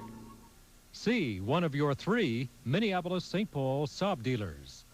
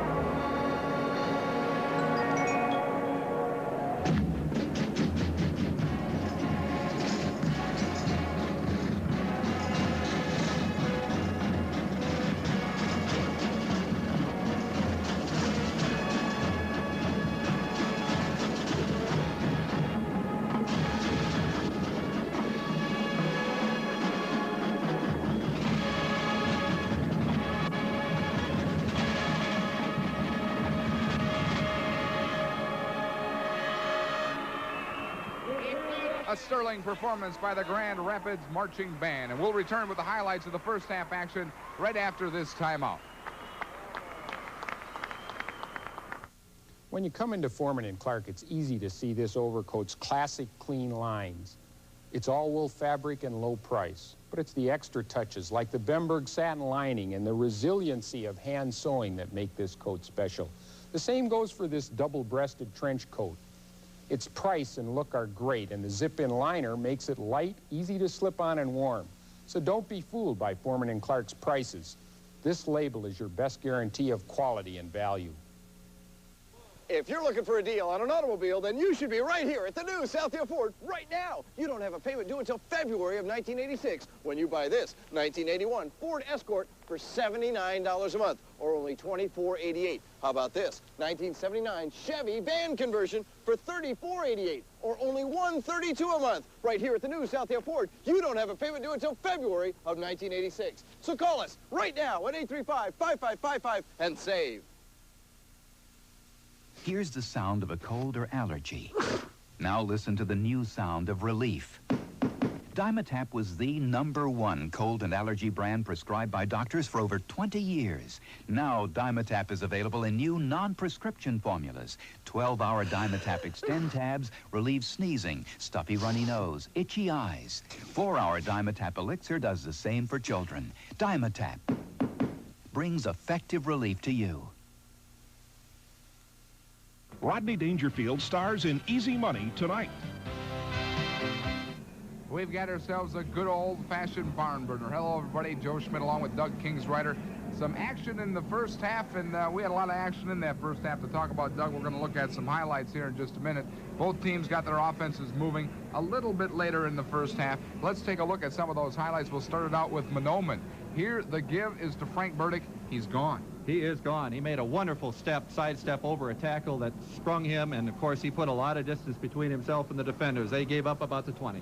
71-yard run made it 7-0 in favor of Mahnomen, but Jackson will come back, and they use this play to their advantage. The pass will go to Littleberg. Watch him use the ref as a screen, and he eventually is taken down inside the 25-yard line. From there, they will get the touchdown. Bruce Johnson will take the ball here. Good power run by Bruce. Very good run by Bruce. Good instincts. Got to the goal line. That made it 7-7, but Jackson would come back and take the lead for the first time in the game.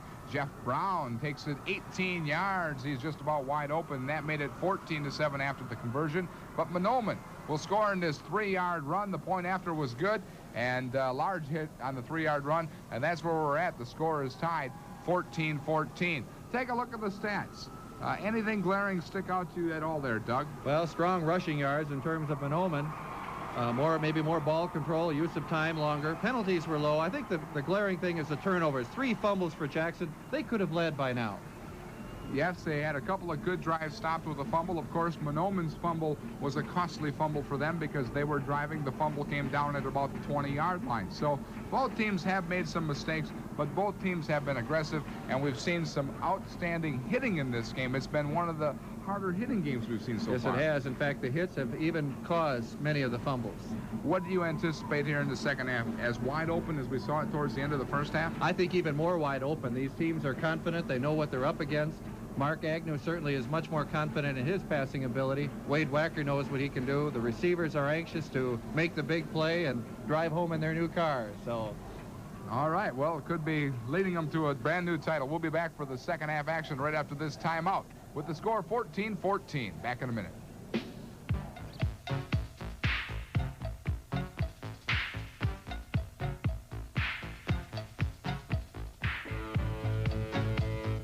Guess what new detergent whitens white clothes like this without fading the color like liquid chlorine bleach can?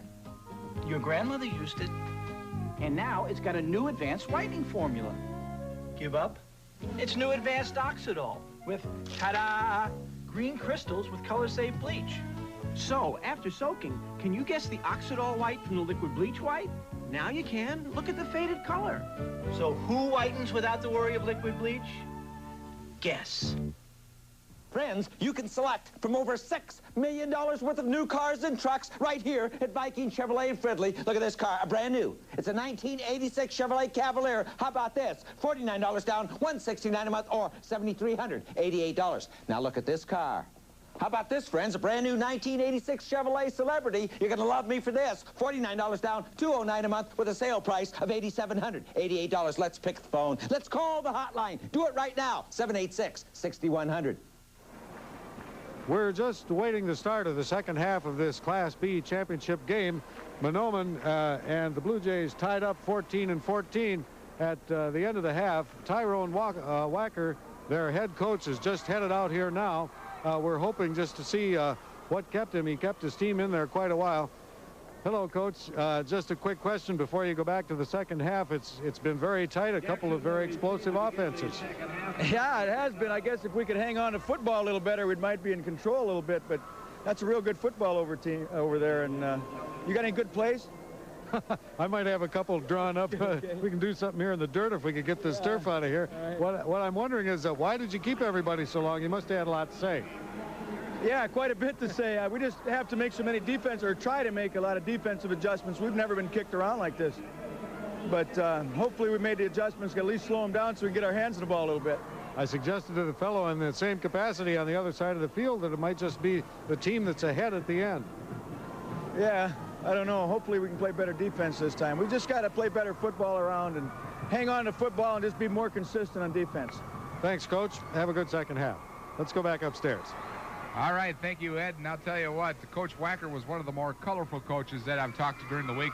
I asked him what he thought his kids would think about playing in the Metrodome, and he said, well, initially they'll walk in the dome and they'll look around and try to figure out how many bales of hay they can fit in the thing. You know, I have the feeling he thinks they're a better football team because I think he probably said to his club, Mahnomen played about as well as they can play. You guys can play better. If you play better like you can, we should win the game. All right, we're just about set for the start of the second half, and Agnew will kick it off once again for Mahnomen. Back deep is Jeff Brown. He's flanked by Andy Lundblad. We've got 24 minutes of football coming up, and hopefully it's just as exciting as that first half. The kick, and this will be taken by Jeff Brown at the 10. Brown looks into the wedge to the 25, out to the 30. Finds his way across the 30-yard line to the 33-yard line, and that's where Jackson will take over from there. A 23-yard kick return for Jeff Brown. That was hard for Jeff to wait on that wedge. He wanted to grab that ball and go, but that's part of the discipline of being a punt or a kickoff returner is you have to let your blocking start to make a formation in front of you before you can actually take advantage of it. For a team that doesn't do any work during the week on special teams, Jackson is about the best special teams team I've seen out here so far. And there you see what Wade Wacker has done so far in this ball game, 5 out of 9. It's first down, 10 yards to go. The ball on the 33. The give to the first man through, and that's Bruce Johnson. And Johnson has 5 yards. He's taken down by Philip Bruner. Mahnomen has been doing excellent defensive strategy on that option. And there, Wade Wacker made the right choice, giving it to Bruce, and he was able to cut through the line because at that time they were going to cover the option pitch. It's now second down, 5 yards to go. And Wade Wacker, the junior quarterback, 6'1", 155 pounds. It looks like he's changing the call at the line of scrimmage again. He'll do this about 40% of the time. This time he keeps it on the option and has the first down out across the 45-yard line. Wade Wacker, a pickup of 7 on the play. Brian Leslie fights back from his nose tackle position along with Tom Miller to make the tackle. He must know something we don't know here because he ran a play that normally you don't run into the sideline. That's a wide field play. And Wade Wacker came towards the sideline, and then he cut it right upfield. It looked like that, again, Mahnomen and their strategy had that pitch covered. And Wade turned it up for a 7-yard gain. Wade Wacker scored 5 touchdowns in the game against Redwood Falls this year. The give this time goes to Mike Lloyd, and Mike has to fight hard for 1 yard. Byron Bierge comes up with the tackle. Byron Bierge has been very, very active today. Hello, kids. How are you? They're out rooting for Jackson. The ball now on the 46.5-yard line. It's second down and 9 yards to go. They run from the pro set. Short drop back, swings it out, and has his man Andy Lundblad, and Lundblad is hit, but he gets up to the midfield stripe, just a little bit shy of it. A pickup of 3 yards on the play. Kevin Hedstrom will make the tackle. That was John Lilleberg with the reception. Check that. John makes a nice recover after he's hit. Normally the receiver would go down. He's going the wrong way. He's able to stop and turn around. Excellent football balance. Able to pick up another yard or two. The ball right on the 50-yard line. It's a big third down play, 3rd and 6, and Wacker will put it up. Excellent protection. He scrambles, and he has some running room. Wacker will have the first down and more down inside the 40-yard line before he goes out at the 39. We just mentioned John Lilleberg. He was able to make a play that guaranteed the first down by making a block of a defender who was coming up on Wade Wacker. That's where your quarterbacks get hurt, is when they get those straight-on shots, as you well know, covering those Green Bay games. And he was able to protect his receiver, his quarterback. He wants to catch more passes. Yeah, I think he does too. He is the top receiver in this game and throughout the year. John Lilleberg, who has done a lot so far in this game to help that offense. The give. No, Wacker keeps it. Wacker with a good fake, and he'll pick up 6 yards on the carry. And he swings out on that keeper there, and he kind of looks like Rookie Foggy. He's very quick. He has quick feet, doesn't he? Yes, he does. Very quick. And we saw that, of course, on that last scramble where he was in the tied up in the backfield. We're watching people enjoying the game. The crowd is growing here by the minute, and we're anticipating. We've seen terrific football, and if you're out there, come on in for tonight's game. We've got the Class A game coming up at 5 o'clock, and then at 7:45, it's the big AA tilt. Second down, inside handoff to Lundblad, and Lundblad is stopped. Doug Johnson closing down from his defensive end position in on the tackle. Also joining him there is Byron Virgie. And that will bring up a third down situation, make it 3rd and 5. What do you do? What do you expect to see now? What do you think Wade's going to call? You want me to call this one? I want you to call this one. Okay, he's going to run an option out here to the far side. The long side of the field. 3rd and 4. Okay, that's safe. I think he's going to throw. Something with an option. It'll either be a rollout or a straight drop back pass. And he hits his man, but it's short of the first down. He hit Mike Lloyd, but it will be at least a yard short of the first down.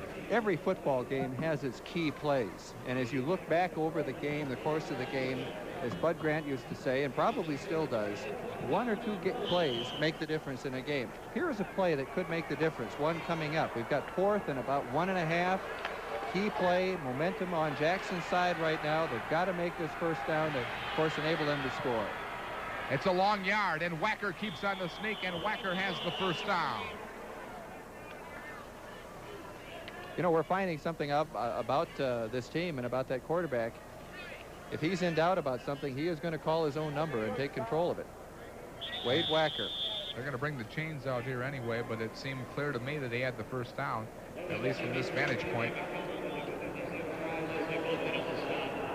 Well, he's a take charge kind of guy. A lot of credit going on that play to Dale Lutz and Mark Roberts, Brian Michelson, guards and center for the Jackson offensive line. It is the first down. The ball now on the 28-yard line. See, we talk about the line. That's right. We've got to mention those guys. 10 rushes, 10 carries for 50 yards for Wacker on the day, so he's averaging 5 yards a clip. Besides, he is really moving that offense up and down the field now for Jackson. 1st and 10, the ball on the 28. Wacker will air it out. All kinds of time. Looking long for Lindblad, and he has him. Touchdown. Make that John Lilleberg. I take that back. John Lilleberg was the man on the reception there. He got tangled up in the net, but he doesn't care because he was just on the receiving end of a 28-yard touchdown reception. If everybody would have been silent during that time, you'd have heard this communication. Wade Wacker in his mind said, Lilleberg, do something. You watch him watch, and he's looking, he's watching him, says, get free, and all of a sudden Lilleberg puts on the burners right here. You can't see it. He heads for the end zone. He broke his pattern, broke free, saw that his quarterback was in trouble for the score. And we just missed it. The extra point was blocked, and that could be a big extra point. With the score, 20-14 in favor of Jackson, will return right after this timeout. Sorry. At the Water Bedroom, get a beautiful reversible satin comforter. 2 sets of satin sheets plus 2 pillows for just 99 bucks. That's a good value. We should get one right now. Ask and you shall receive. Look, honey, it's reversible. That'll be $99. Hurry, these beautiful reversible satin comforters with 2 sets of satin sheets plus 2 pillows will be disappearing fast.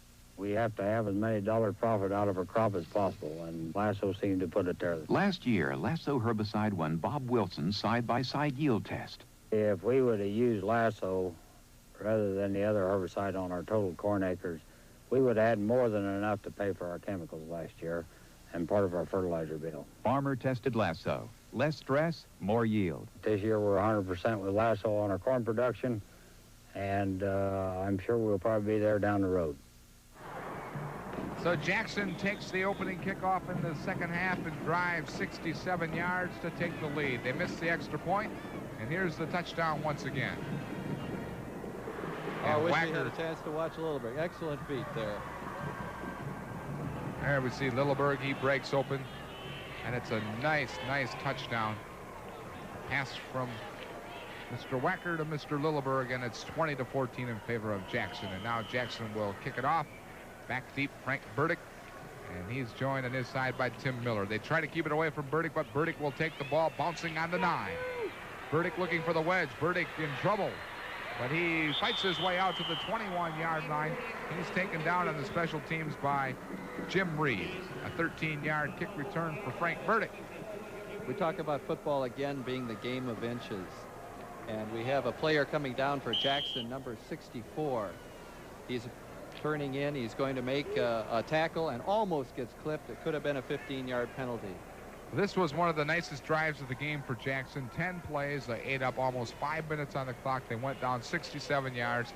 Just an outstanding drive that time around for Jackson. Let's see what Mahnomen can do now. On first down, Agnew, and he's got a rifle. He tried to get it out to Kevin Hedstrom, but he could not hit his man. I'd like to see an all-star game. The way Agnew's been throwing that ball on the money, I'd like to see Agnew and Lilleberg team up and see how they could do. Boy, Agnew, he does put a little mustard on that, doesn't he? He does. He's 4 out of 10 for 59 yards. The stats don't really show how well he can throw the ball. And there we see Tyrone Wacker. He's won 1 state title before. He's after number 2 here. Burdick will cut it back to the inside, and Burdick picks up a couple of yards. He's tackled by Eric Ringquist.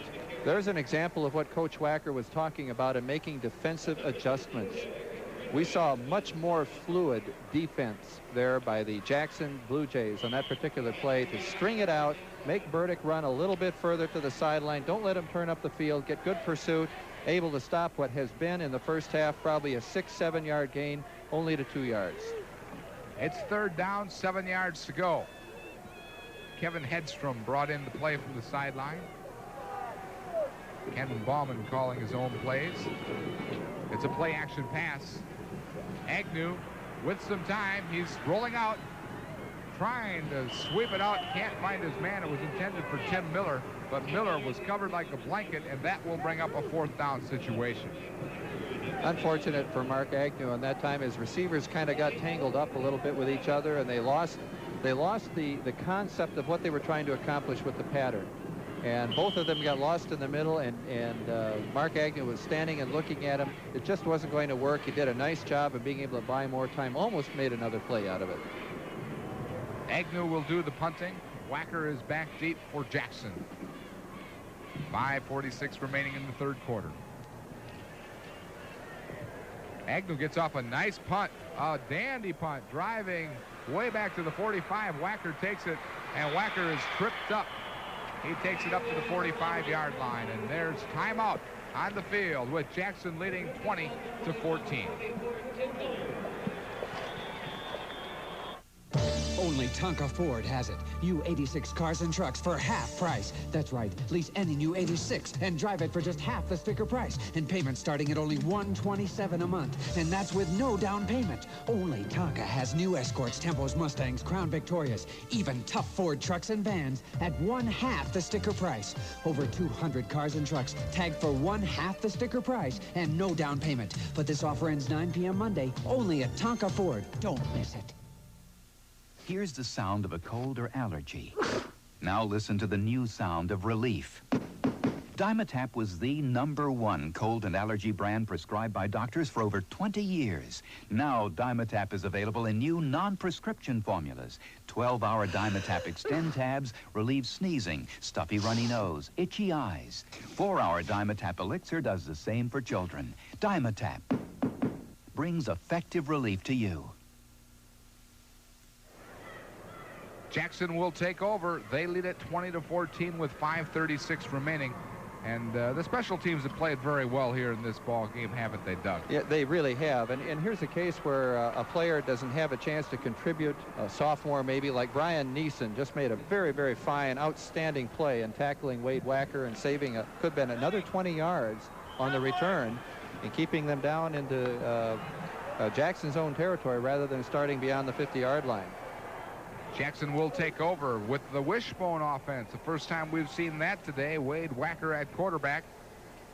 And he'll hand off to the second man through. And that's number 31, Jeff Brown. And Brown fights his way for 4.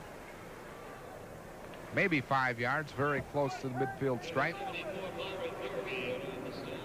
Jesse McCollum and Byron Bierge in on the tackle. I'm really intrigued about the way they use Bruce Johnson. They use him sparingly, but every time he gets the ball, he clips off another 10 yards. He's kind of their secret weapon.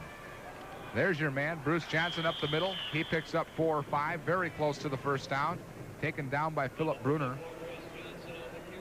Mr. Bruner's had himself a pretty good afternoon. Yes, he really has. Recovered a fumble. He's been in quite a few tackles. And they bring in their short yardage defense now. Take a look at Burdick and Johnson here. 138 yards to 66 yards. Burdick, I think the big difference there was his 73-yard jaunt. If he hadn't have had that, they'd be very close in their average. It's 3rd down, 1 yard to go. From the wishbone, Jackson will go. Wacker with a long count. The second man through is Jeff Brown, and Brown will be very close to the first down. It's on the spot here whether or not he got it. And they're going to call the chains in. Jason Spaeth, the linebacker, in on the tackle. They're going to bring the chains out. Spaeth's a big linebacker. He's 6'3", 225. Now, that's almost the size of a pro linebacker. Yes, it is. Remember, these are only high school kids. That's right. Well, the difference between that size and a pro linebacker is that they're both the same size and might be fairly close to the same speed, but the pro linebackers have the ability to pick you up and twirl you around over your head. That's the difference. And look at that, a first down by the nose of the football. Jackson is driving again. Well, let's see what Wade Wacker calls here. I'd like to be at that dinner table a couple of nights when the elder Wacker thinks the younger Wacker's throwing too often. It might be this, where the elder Wacker says, son, what do you do in this situation, or what do you do here? And Wade, being a 3.92 grade point average, rattles off what he does. The second man through, and that's Johnson, and Johnson fights his way for 5 yards. He'll be down to the 41-yard line. Well, you talked about Jackson being, or I should say Wacker being like a second coach on the field. Well, he did spend a lot of time in the press box, in the coaching press box, when his father went to coach college ball in South Dakota. When he was younger, he would sit up there and he would help his dad read the defenses. So he started getting that knowledge, and now he's putting it to use on the football field. Johnson, 71 yards and 12 carries. They pitch it out to Johnson again, and Johnson this time has stopped a great defensive effort. Kevin Henstrom, and there's a fumble on the play.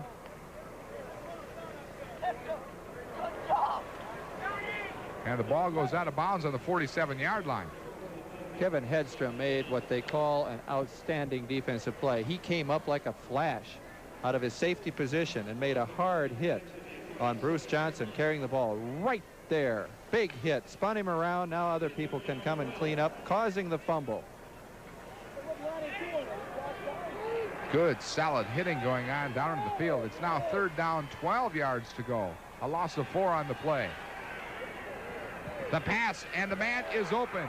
With the reception is Travis Pierce, and Pierce is down inside the 30-yard line. It's a 1st down. A pickup of 16 yards on the play. A real tribute to Travis Pierce there and running a very disciplined route.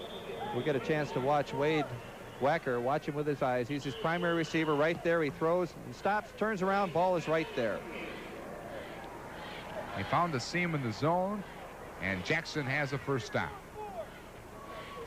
Oftentimes it's tempting for a receiver to break your discipline, and you feel open sooner or later, but the quarterback still has to have some amount of time to get back and to set and to be able to get a feel for it and still get the ball there. So it's hard to maintain the discipline like he did. The ball's on the 29-yard line. It's 1st down, 10 yards to go. Jackson driving again. Wacker on the option. He gives to Jeff Brown, and Brown may be gone again. It may have been the same play he scored on earlier in this ball game. This time from 29 yards, Jeff Brown. Jeff Brown likes that corner of the end zone. He gets there in a hurry. That was out of a different formation. It may have been the same play, but that was out of the wishbone formation right there. He gave the pitch, almost lost the ball. He almost let it go, but Jeff Brown saw daylight and took off. 6 carries for 56 yards, and in those 6 carries, he has 2 touchdowns as Jackson now leads Mahnomen 26-14, 2:47 remaining in the 3rd quarter. Jeff Brown, a 29-yard run. We have an injured player down on the field for Mahnomen. We'll try to check that as soon as we can.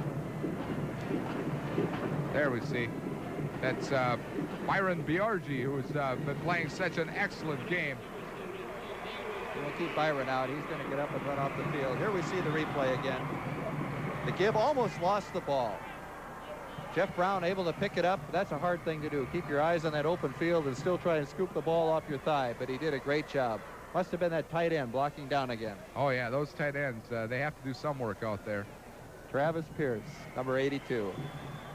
2 drives in this half so far for Jackson, and they've got 2 touchdowns on the board to show for it. And it looks like they're going to go for the 2-point conversion since they missed the extra point last time around. Wacker on the rollout. Wacker trying to throw back against the grain, has his man, but he overthrows. He intended it for Lonnie Bloomquist, but Bloomquist could just not get out far enough to catch that ball. Now, I imagine Wade Wacker again, when he turned around and looked back to throw back, he saw 2 defenders coming at him awfully hard. 26-14. Now, one thing you can't do in this game is count Mahnomen out of this ball game. They came back 3 times from deficits against Breckenridge. Breckenridge was one of the highest ranked teams in the state. They were in the Prep Bowl last year, an outstanding team, but they came back to beat them by a score of 21-17 with 58 seconds left in the game. It was 4th and 20. Agnew went back and hit Burdick for about a 60-yard touchdown, and they won the game. Well, we can sure see how that could have happened. We were listening to the interview with Lou Holtz, and during the time that we were off the air, Mark Agnew had thrown 2 passes, and Mahnomen had gone down the field 45 yards and into scoring position in that very, very short period of time. A couple of game breakers. Barry Johnson will kick it off.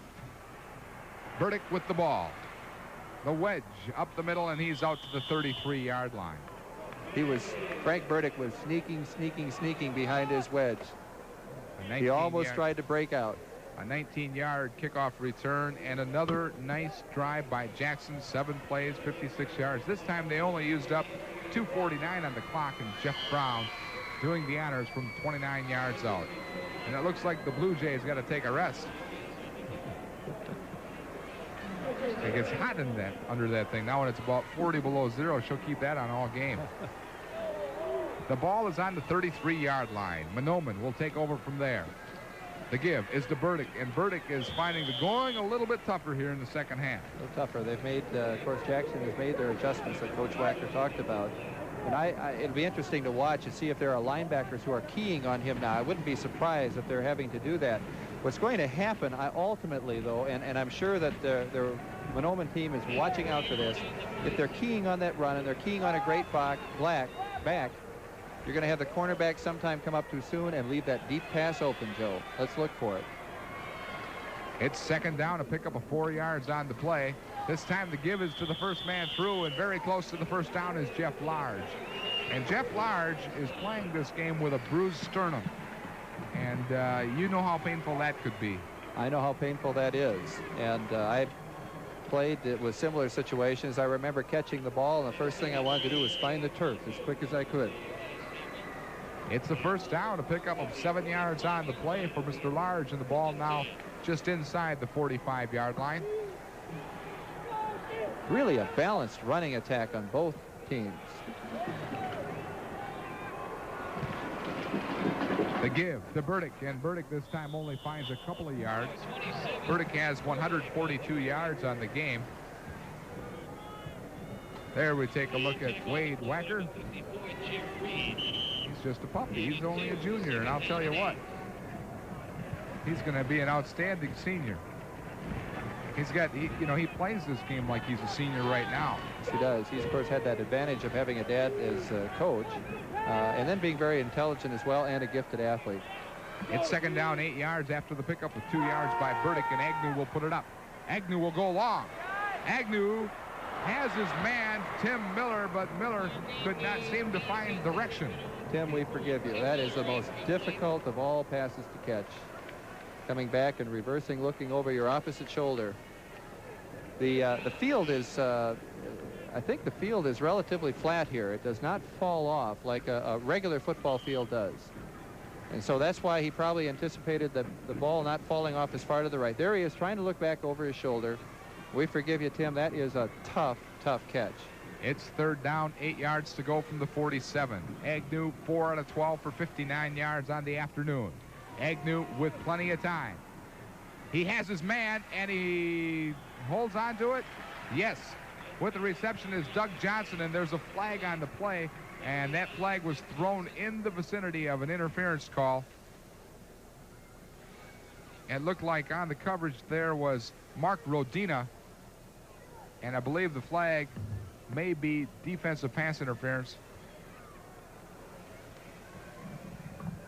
Yeah, that's exactly what it is. So it'll be a first down no matter what for Mahnomen. Take a look at it, Doug, see if you can pick up the penalty. Doug Johnson was being pulled, his arm right here. He's got him all, of course, he's got it all over his back, but he did an excellent job. Even if the penalty had not been called, he had to hang on to that ball. Excellent reception by Doug Johnson with one arm really to begin with, and the other arm was able to come free. Player needs to take a break. It is hot down there. We walked down on the field and we felt it right away. It was quite warm. And a lot of these players are going both ways. And your old coach just walked up in the booth. First down. Coach Cal Stahl came into the booth. He's calling the games tonight, the A game and the AA game. All-American here. Yes, sir. If it had not been for Coach Stahl, I wouldn't have been a professional football player. Long time ago, huh? It's first down. The give up the middle goes to Jeff Large, and Large picks up a couple of yards. He'll be down to the 35-yard line. Pick up a 3, make it second down, 7 yards to go. This is a very big drive for Mahnomen. Yes, a very big catch by Doug Johnson. Of course, the key penalty to ensure it, but you know, as a former receiver, I do side with the receivers, and of course, I think anytime a receiver is touched in a route, they ought to throw a flag. Jeff Seaman disagrees with me, having been a defender. We're going to move into fourth quarter right now and let the clock run out. That is the end of the third quarter of the Class B championship game, with Jackson leading 26-14. We're back for the fourth and final quarter right after this timeout.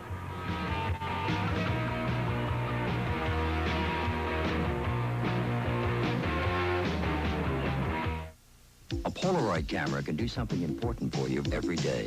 I'm so excited, and I just can't hide it. I'm about to lose control, and I think I like it.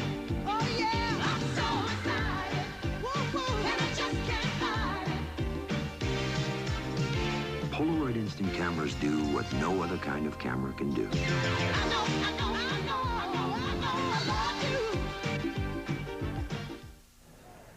12 minutes remaining in this game, and before we get back to the high school game, we'd like to mention that Clemson beat South Carolina. So that means December 21st in Shreveport, Louisiana, it will be Minnesota versus Clemson in the Independence Bowl.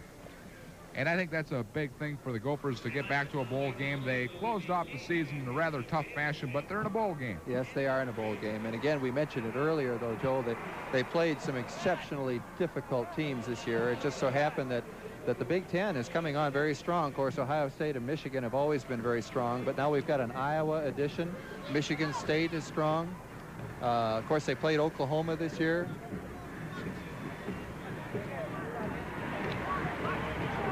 Yeah, there are 6 Big Ten teams in bowls. That's really amazing.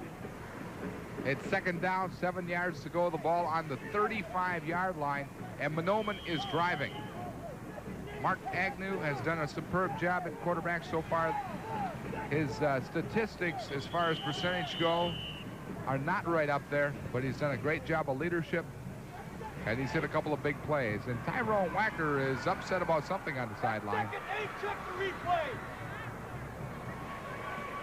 Can you read lips?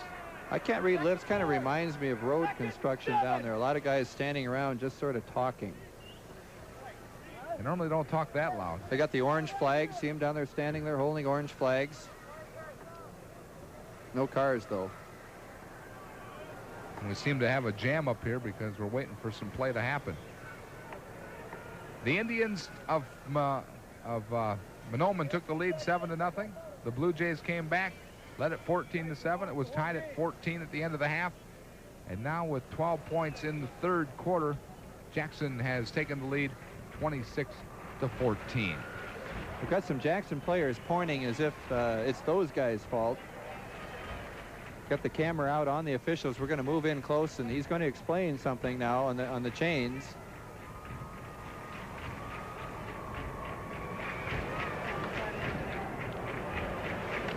While we're waiting, we've got a couple of Minnesota Prep Bowl scores in the first game that we called. Glendon Felton 38-14 over Zumbrota. Glendon Felton goes back with the state title that they missed by 6 points last year. In a 9-man game, Westbrook over Norman County West, and Norman County West was the state champion last year. So we will not have any repeat performers in this state tournament this year. Agnew tells his man to run to the corner, but he just overthrows. Kevin Hedstrom was out there on the pattern. Told him to run to the corner. He was covered by Andy Lundblad. That was a little strange by Kevin Hedstrom at that time. I'm not sure that he and Mark Agnew were totally connected on what route they were going to run. In fact, he's going back to the coach, and he's sort of asking him, you mean I was supposed to do that? He sort of headed right for the flag and didn't really look at the quarterback to see where he was throwing the ball. Ball was well thrown. Miscommunication. Third down, 7 yards to go. The ball at the 35-yard line. Agnew barking out the signals. He sends Burdick in motion. We saw this play once before. This time he's going to throw it to Burdick, and Burdick stops and catches it, and it's a big play down to the 10-yard line. The pass was underthrown while the defenders overran the ball. Burdick waited for it. Jeff Brown and Andy Lundblad were on the coverage, but Frank Burdick, a sophomore, with a senior play. Let's watch Mark Agnew and see why the ball was underthrown here. He's going back. He had a little bit of a rush. He should have really thrown farther, but had he thrown it further, it was more covered down the field than it was short, so it turned out great for Mahnomen. Nice play by Frank Burdick. Good football sense. The ball just outside the 10-yard line, and that was a big play because it was third down. There you see the stats for Agnew. The pitch back. This time, little going. Burdick is tackled by Neil Johnson. About 5 minutes ago, Frank Burdick was about 35 yards short of the record that Tom Mall set this morning in the Class C game for yards rushing, 170. Burdick was at 135, so he's moving up now towards that mark that Tom set. Another quarter to go. There's the hottest selling program in the land. It's second down, 9 yards to go. Burdick is stuffed. He is slammed down to the turf by Jim Reed. Jim Reed is keying on Frank Burdick, no question about it. He's watching him, and he's been doing a very good job at not letting him get free. Now, if I were one of the coaches from Mahnomen, I'd spot that, and I'd say, go down there and block Jim Reed. Get him out of the play so Frank Burdick can be sprung free. I've noticed that Burdick hasn't gained as many yards on the ground since he was shaken up in that first half. I wonder if that has had any effect on his running style. Big rush is on. Agnew tries to flip it out. Burdick was open, but he didn't know that the pass was up in the air. Mike Lloyd pressuring from the middle linebacking position. I'll bet you there's a play that Frank would make next year, and that just comes from experience. Certain players, you know, develop a sense, Joe, in the field, and it looked like there was a blitz on. And what Frank would be able to learn next year now, after coaching would point it out, he'd look down and he'd see the linebackers blitzing, and he'd know right now the quarterback doesn't have enough time, and he needs to look quicker because the ball is going to be coming sooner. There's the timeout in the field with 10:24 remaining in the game. Jackson leads at 26-14. The cooling systems in today's cars are made with aluminum. But does your antifreeze protect that aluminum from the damage of rust, pitting, and corrosion? This one does. Peak Antifreeze and Coolant's unique patented formula helps protect all the metals in your car's cooling system, including aluminum. For the way cars are made today, you need the protection of Peak. Get a $3 manufacturer's coupon at these fine stores. Guess what new detergent whitens white clothes like this without fading the color like liquid chlorine bleach can? Your grandmother used it, and now it's got a new advanced whitening formula. Give up? It's new advanced Oxidol with, ta-da, green crystals with color-safe bleach.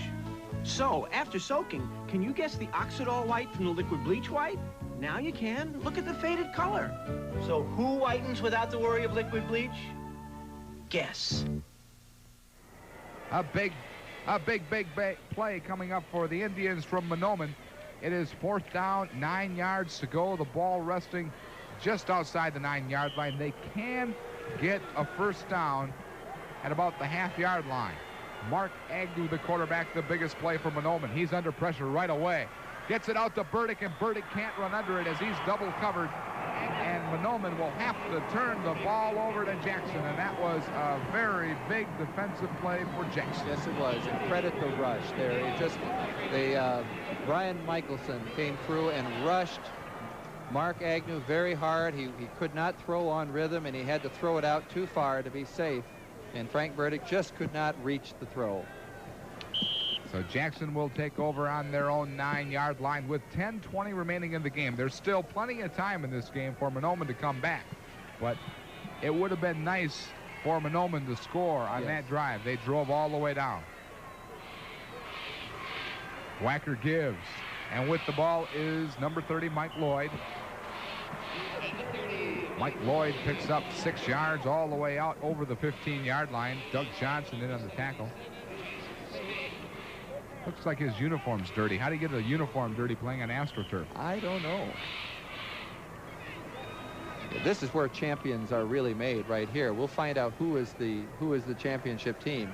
In order for Mahnomen to win this game, their defense has to make a big play and stop this Jackson team from a drive. 2nd down, 3 yards to go, and Johnson takes the ball, and he's hit right away. Brian Leslie.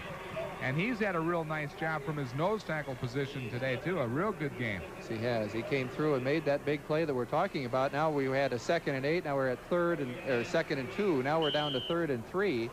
And force that iffy situation. Do they run or they pass? It puts Jackson in a much more difficult position than they would be if it were a yard farther up the field. By the way, that Clemson, South Carolina score, Clemson 24, South Carolina 17. 3rd down, 3 yards to go. This is a big play for the Jackson offense and the Mahnomen defense. The give to the first man through, and this time Mark Lloyd is not going anywhere, and that will bring up a punting situation. Jim Otto and Brian Leslie team up to stop that play for a gain of maybe 1 yard, but it's 4th down. Very, very important. Watch Brian Leslie push, hold his ground. Jim Otto coming in and making the hit and finishing off. Well, that's the big play we're talking about. 8 minutes and 38 seconds left in this game. We'll see how far Wade Wacker can kick it, and then we'll see Mahnomen's offense going back on the field. Mahnomen's got a couple of excellent punt returners, and they try to kick it away, and the punt rolls up over the midfield stripe. It's a good roll for Jackson that'll go down to the 45-yard line, and Wacker that time, his main job was just to punt the ball away from the two men back to receive it. It was a 39-yard punt. Well, fortunate for Wayne Wacker that kick bounced and was left alone. It probably should have been fielded and run up the field. It could have probably added about 15 yards in terms of an advantage for Mahnomen. That's an interesting statistic. Mahnomen has outscored their opponents in the second half 87-27. They're kind of the cardiac kids. As I mentioned, they've had a few games like that. And Mahnomen will take over, trailing 26-14. 8 minutes now remain in the game. The ball on the 43-yard line. Agnew will put it up. Agnew has his man to the 50-yard line, and he may be gone. Tim Miller, no. He's cutting back down to the 30-yard line. Tim Miller with a real nice play. Had a little trouble holding onto the football, but he's all the way down to the 31-yard line. Shaken up a little bit after a great reception. Great reception. We'll watch him here. Great swing out throw by Mark Agnew. Boy, I like his action. Gets free, keeps his balance. He's looking upfield, and now this is what's interesting. He hits, he's setting up his next move. Boy, that's gutsy to go against the grain like that. Picked up an extra yard or two. That kind of leadership really adds to the momentum for Mahnomen. The ball now on the 31-yard line. The give to the first man through, and he is stopped after a gain of possibly 2.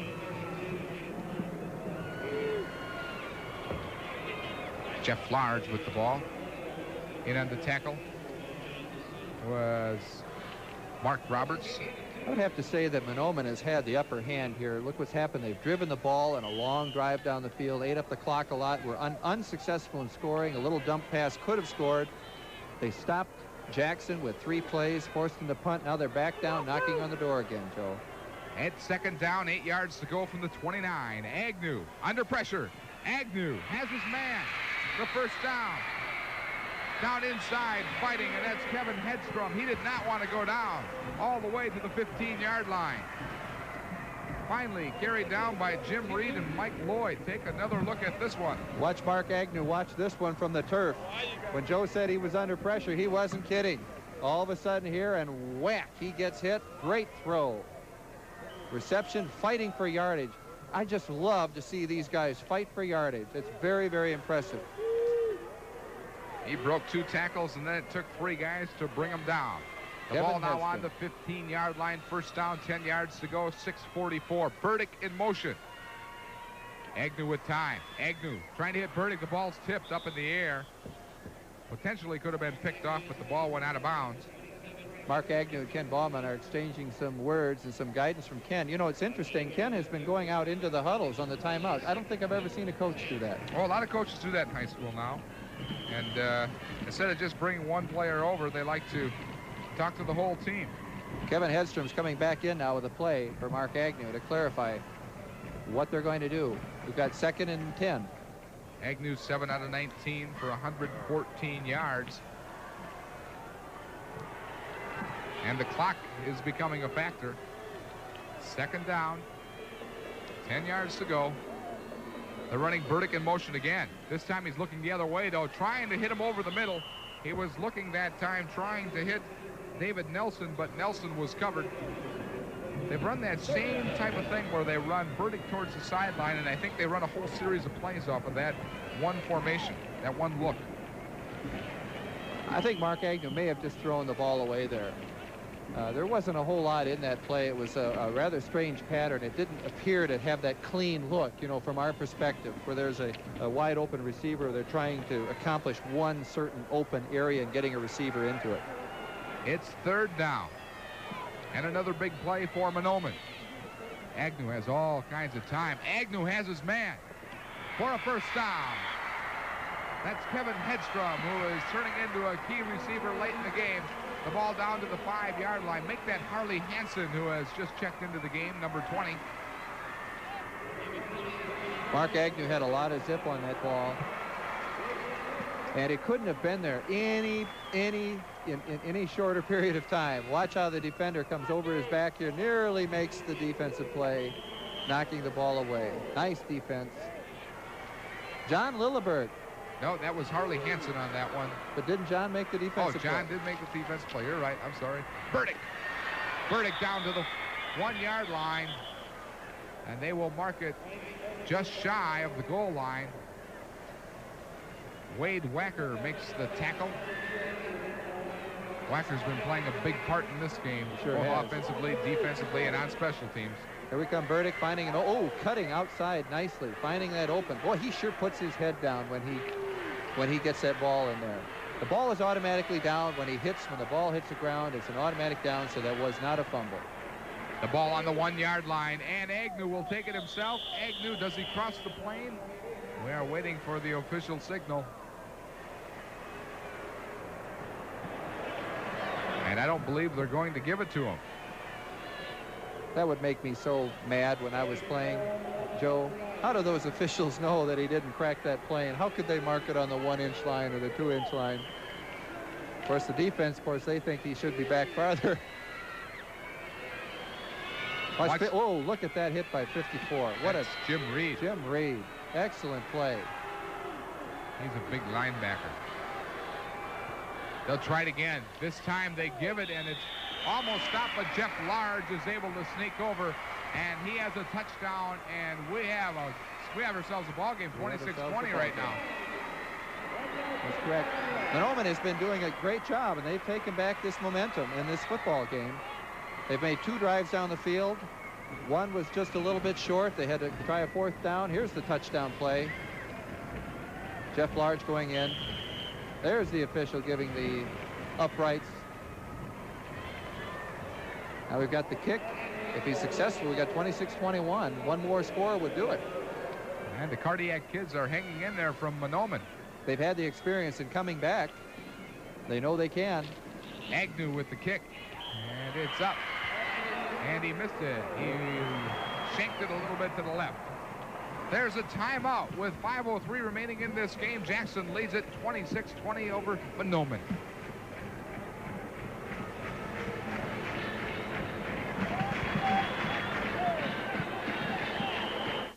Friends, over 100 used cars and trucks must be sold regardless of profit by November 30th right here at Viking Chevrolet in Fridley. Now look at this car. Here's a 1980 Mazda station wagon. Look at this financing. $49 down, $99 a month with a sale price of $2,388. Wait till you see this. How about this, friends? A 1978 Corvette with automatic power steering, power brakes, power windows, tilt, cruise, and air. $7,488. We'll see you here. Experience the supernatural. A TV image so lifelike, it fills the room with its presence. With stereo TV sound and CompuFocus video optics. The Panasonic Omniseries Color TV. It's a phenomenal experience. Mommy! Visit TV Warehouse today. Be ahead of your time with Panasonic televisions. 5 minutes and 3 seconds left, and Mahnomen is trying to pull off one more miracle in this season. 12-1 record. Both these teams came into the game with a 12-1 record. And on the other side of the ball, Jackson coach Tyrone Wacker is trying to win his second state title. He won one back in 1972 when he was coaching at Gaylord. And this time I think it would be a lot sweeter because his son just happens to be the starting quarterback. That drive, 9 plays, 57 yards, 3 minutes, 10 seconds off the clock. Jeff Large for a 1-yard touchdown. And with 5:03 left, 6 points is the difference. Ken Bauman was in the huddle, had his guys on the knee, and he said, don't get knocked down.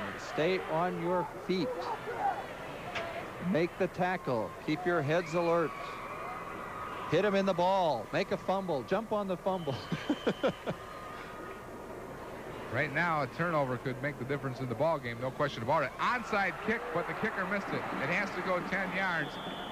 And men from Mahnomen wisely cover that football. Just because it doesn't go 10 yards, that ball's a live football. Yeah, that's a live football.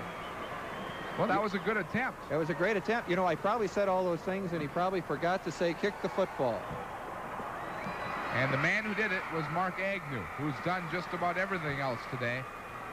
It was like a bunt. Have you ever seen a bunt in a kickoff? Yeah, he just kind of missed it. What they like to do on those onside kicks is kick the top of the football. And here on the artificial turf, it seems to take 2 bounces and then a high bounce. And sometimes that's right after 10 yards. The kick has to go 10 yards. And there we go. They're trying to do the wave here in town. Well, this is a big break for Jackson. We'll see if they take advantage of it. First down, 10 yards to go. They have the ball on the 39-yard line of Mahnomen. The give is to the first man through, and that's Jeff Brown. And Brown is taken back. He'll lose a yard. The last series that Jackson had the ball, Mahnomen's defense stopped them in 3 plays.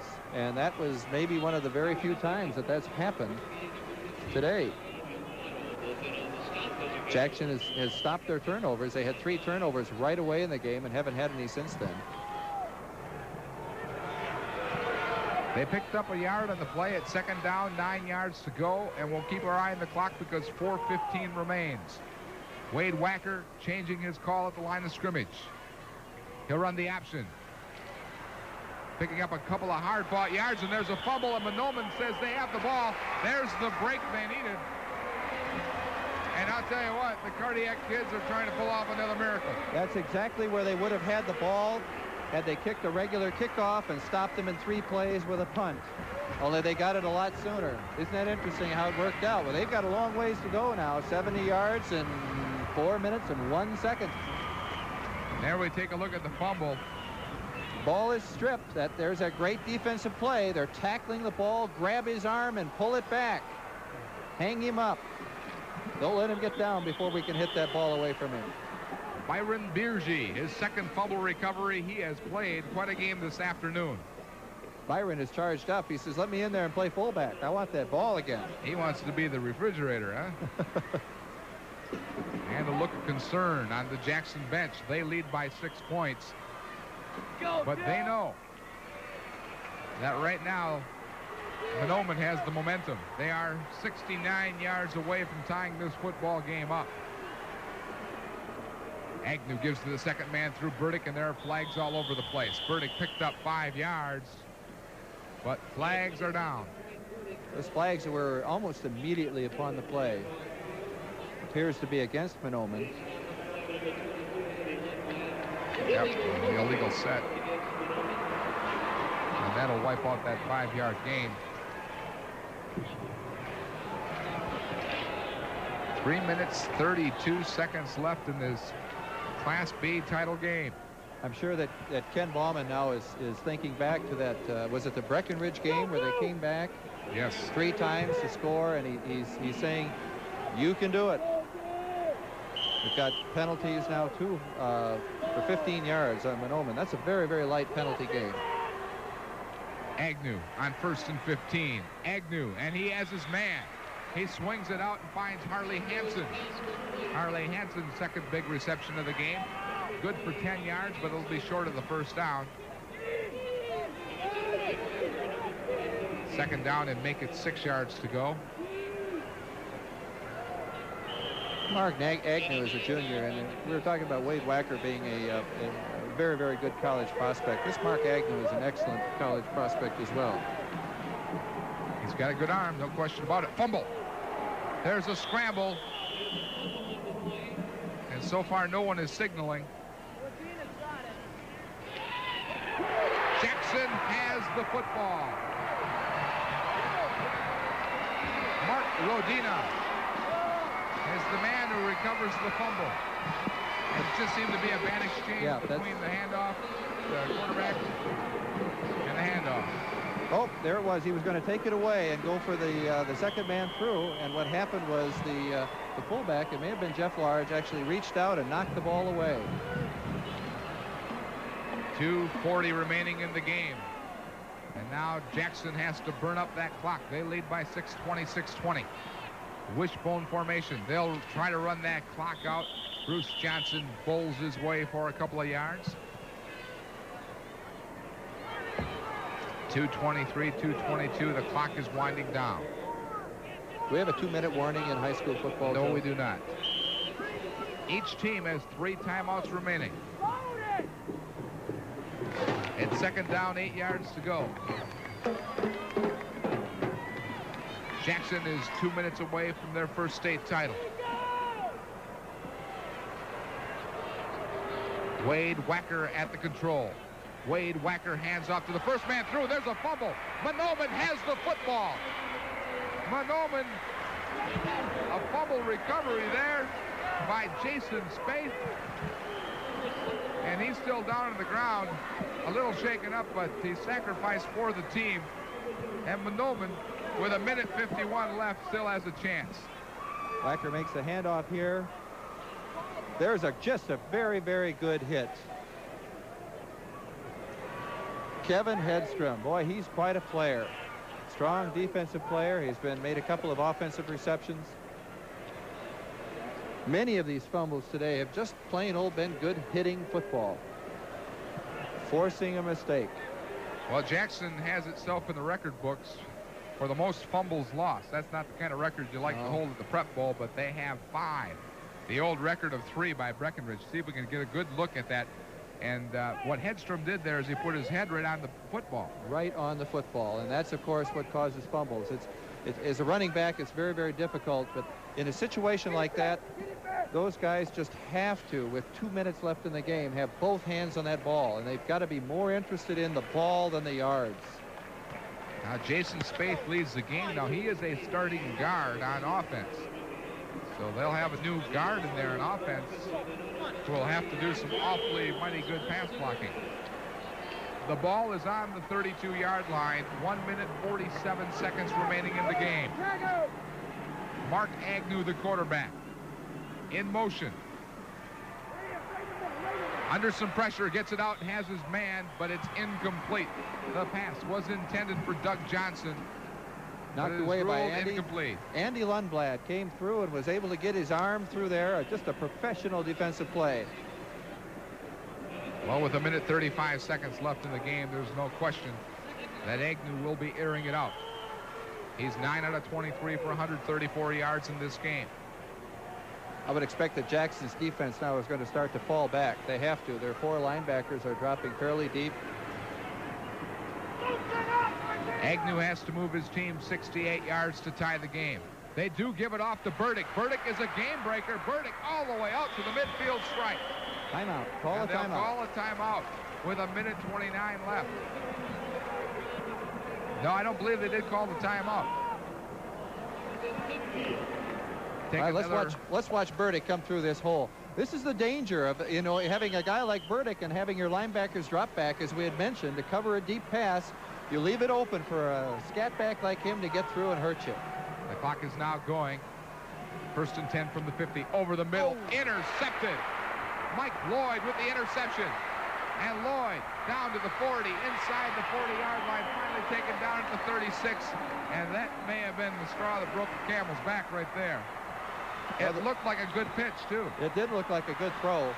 And there's the situation where it's very, very difficult to run your normal patterns in this type of a situation.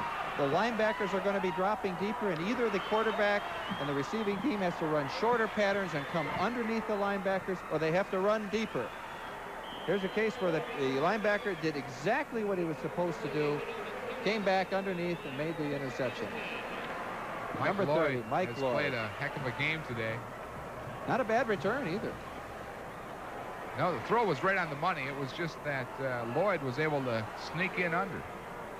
51 seconds now remain, and Mr. Wacker is just going to try to run out the clock. They still hand off the ball, but they give it to the sure-handed Bruce Johnson, and Johnson will pick up 8 yards. 40 seconds remain, and I'm surprised they're not calling timeout right now. They finally do. There you take a look at the turnovers. 5 fumbles for Jackson.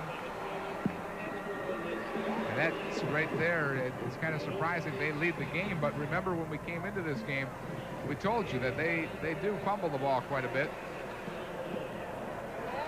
Well, there's 2 timeouts remaining according to the scoreboard now for Mahnomen. We've got a 2nd down and 1. So if Jackson can make the first down here, Joe, and get across, that very well could be the end of the game, because Wade Wacker, all he has to do is take the snap and fall down, and the clock will run out. 33 seconds left, and there you see the Mahnomen bench. And they're very concerned. This is an excellent football game here in the Class B title game. Yes, it has been an excellent game, and I'm sure that Mahnomen is feeling a great deal of frustration because they had it and lost it and had it and lost it, and they had several opportunities and weren't quite able to maintain the drives that they had earlier in the 4th quarter and even in the 3rd quarter where they did dominate the game. They did have their chances. There's no question about that. Standing on deck, the Class A title game. New Prague against Mora. And then at 7:45, it's the AA game. Apple Valley against Burnsville. The neighboring communities. Who are you picking in that one? They're going to play. That is the best prediction I've heard all day. 33 seconds left. And let's see what Wade Wacker does. He still hands it off, and it will be a first down. That's Mark Rodina. He has the first down, and that is Rodina's first carry of the ball game. Big carry, big play. And once again, there is a timeout called by Mahnomen. We saw a lot of turnovers in this game. And normally you don't see this where a team turns the ball over more than the opposition and comes out with a victory. You just don't see that. Oh, that's true. But on the other hand, even though Jackson did set the record, they were able to settle down and establish enough dominance in the intermediate part of the game to be able to pull it out and score enough points to gain the victory. Well, I think any coach here would just as soon set a record like that as long as they walked off with the championship trophy. And that's what it looks like Jackson will do. She's a little glum. Oh, yeah. It's kind of hard having that opportunity. Yes, you're on television. Well, over 455 schools just try to get here. He really has nothing to be ashamed of, and no one on this Mahnomen team does. This is something they'll remember the rest of their lives. I really appreciate KSTP for this coverage and the emphasis that they placed on high school sports. To a youngster growing up in the state, it meant a great deal to me to watch the high school tournaments and basketball games and set your sights. After the game was over, I'd go out and I'd either outside, if it was too cold, I'd play basketball in my room and pretend that I was in the state tournament. Wacker just sits on the ball with 24 seconds left, and Mahnomen will call their final timeout, but there's a penalty on the play. But it's a great dream, as we were talking earlier, Joe, for those in this 455 schools to have an event like this and to look forward to coming to the Twin Cities to play in a championship game, to play in this outstanding facility, and to have the festivities that they have. In a way, it's like a mini Super Bowl, and to have so many trophies. They've got 5 classes of teams, isn't that correct? That's correct. So everybody has an opportunity within their given region and their given skills, even 9-man, to win a state championship trophy and to bring that pride into their community. You see a lot of little kids. They'll go through the stands here, and you see a lot of little kids, and they're, you know, every one of them idolizes these players out in the field, whether they realize it or not. The penalty is declined. Timeout. Now Mahnomen calls that final timeout. 26-24. Coming up, New Prague against Mora. That promises to be a good game, and Bob Bruce will be joined by Cal Stahl in that game. Also, the Apple Valley Burnsville game. I had an opportunity to have lunch with Bob Bruce 2 weeks ago and talk about this. At the time, I had a severe case of laryngitis, a little virus that's going around. And when I saw him today, I noticed that he was talking kind of raspy. And he said, "Thanks, Doug." Oh, yes. The bug is going around. And there you see the Mohawk. I wonder what happens to the Mohawk now that they won a state championship. Maybe everybody will have it. It's a new rage. I wonder if he'd have his helmet off if he didn't have the Mohawk. If it's a new rage, it probably won't make it out of Minnesota. 24 seconds left in this Class B title game. Rob Lear's got his sneakers on. He said he learned from last year being on this artificial turf. He was in cowboy boots and fell all over the place. Now this year he's got a suit and sneakers. He's one of the yuppies, I think they call, where they run around downtown from place to place. I wouldn't know about that. What are you asking me for? Okay, this could be the final play of the game with 24 seconds remaining, and I'm sure Wacker will just take the ball and sit on it. And that's exactly what he does. And now no one is going to stop the clock. You know, we should make sure and talk to Wade. Of course, he's got one more year next year, but when he takes those falls, he probably shouldn't dive back as far because they'll count that a 3-yard loss. He could only take a 1-yard loss. That is the end of the game. And Jackson is the Class B state title. And you can hear their fans, and the confetti is out. But what an effort. A great game. Mahnomen gave them an excellent test. An excellent test. 2 excellent football teams. And I love to see the way that they're congratulating each other because there were excellent plays, excellent teamwork, excellent teams, that they've had a great season. And now it's too bad that it culminates and Mahnomen has to lose, but it was an outstanding football game. We've had several of them today.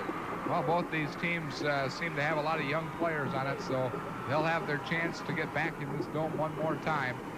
We might very well next year see these 2 senior quarterbacks again. Boy, that's got to be a feeling that you'll never get the rest of your life. To win that big game, or at least for a long time. Let's go down to the field for the celebration and the presentation of awards.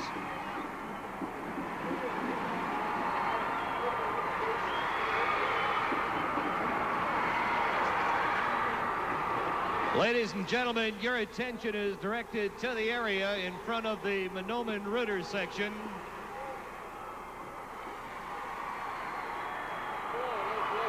Where Brent Gish, school board member from Mineta-Wash, and Dick Free, the athletic director from Monticello, assisted by the Minnesota State High School League executive staff, will make the presentation of awards.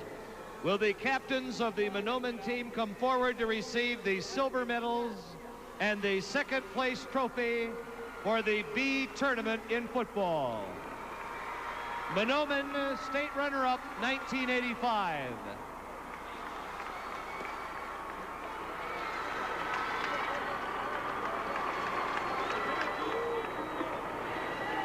Now, ladies and gentlemen, your attention is directed to the area in front of the Jackson Rooter section, where Mike Kuntz, the superintendent of schools for Jackson, and Clint Peterson, the band director from Tracy, will make the presentation of gold medals and the championship trophy. Jackson captains, come forward. You are the Class B champions, 1985.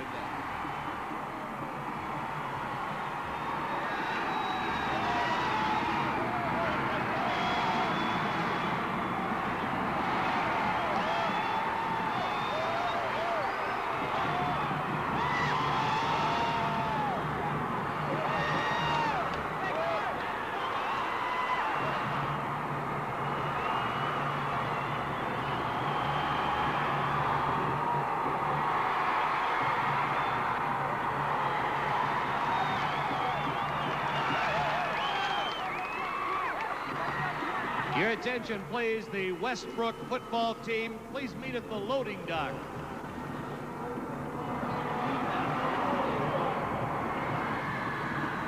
Jackson is the Class B state title, and we'll be back with more, a recap and a look back at some of the highlights right after this.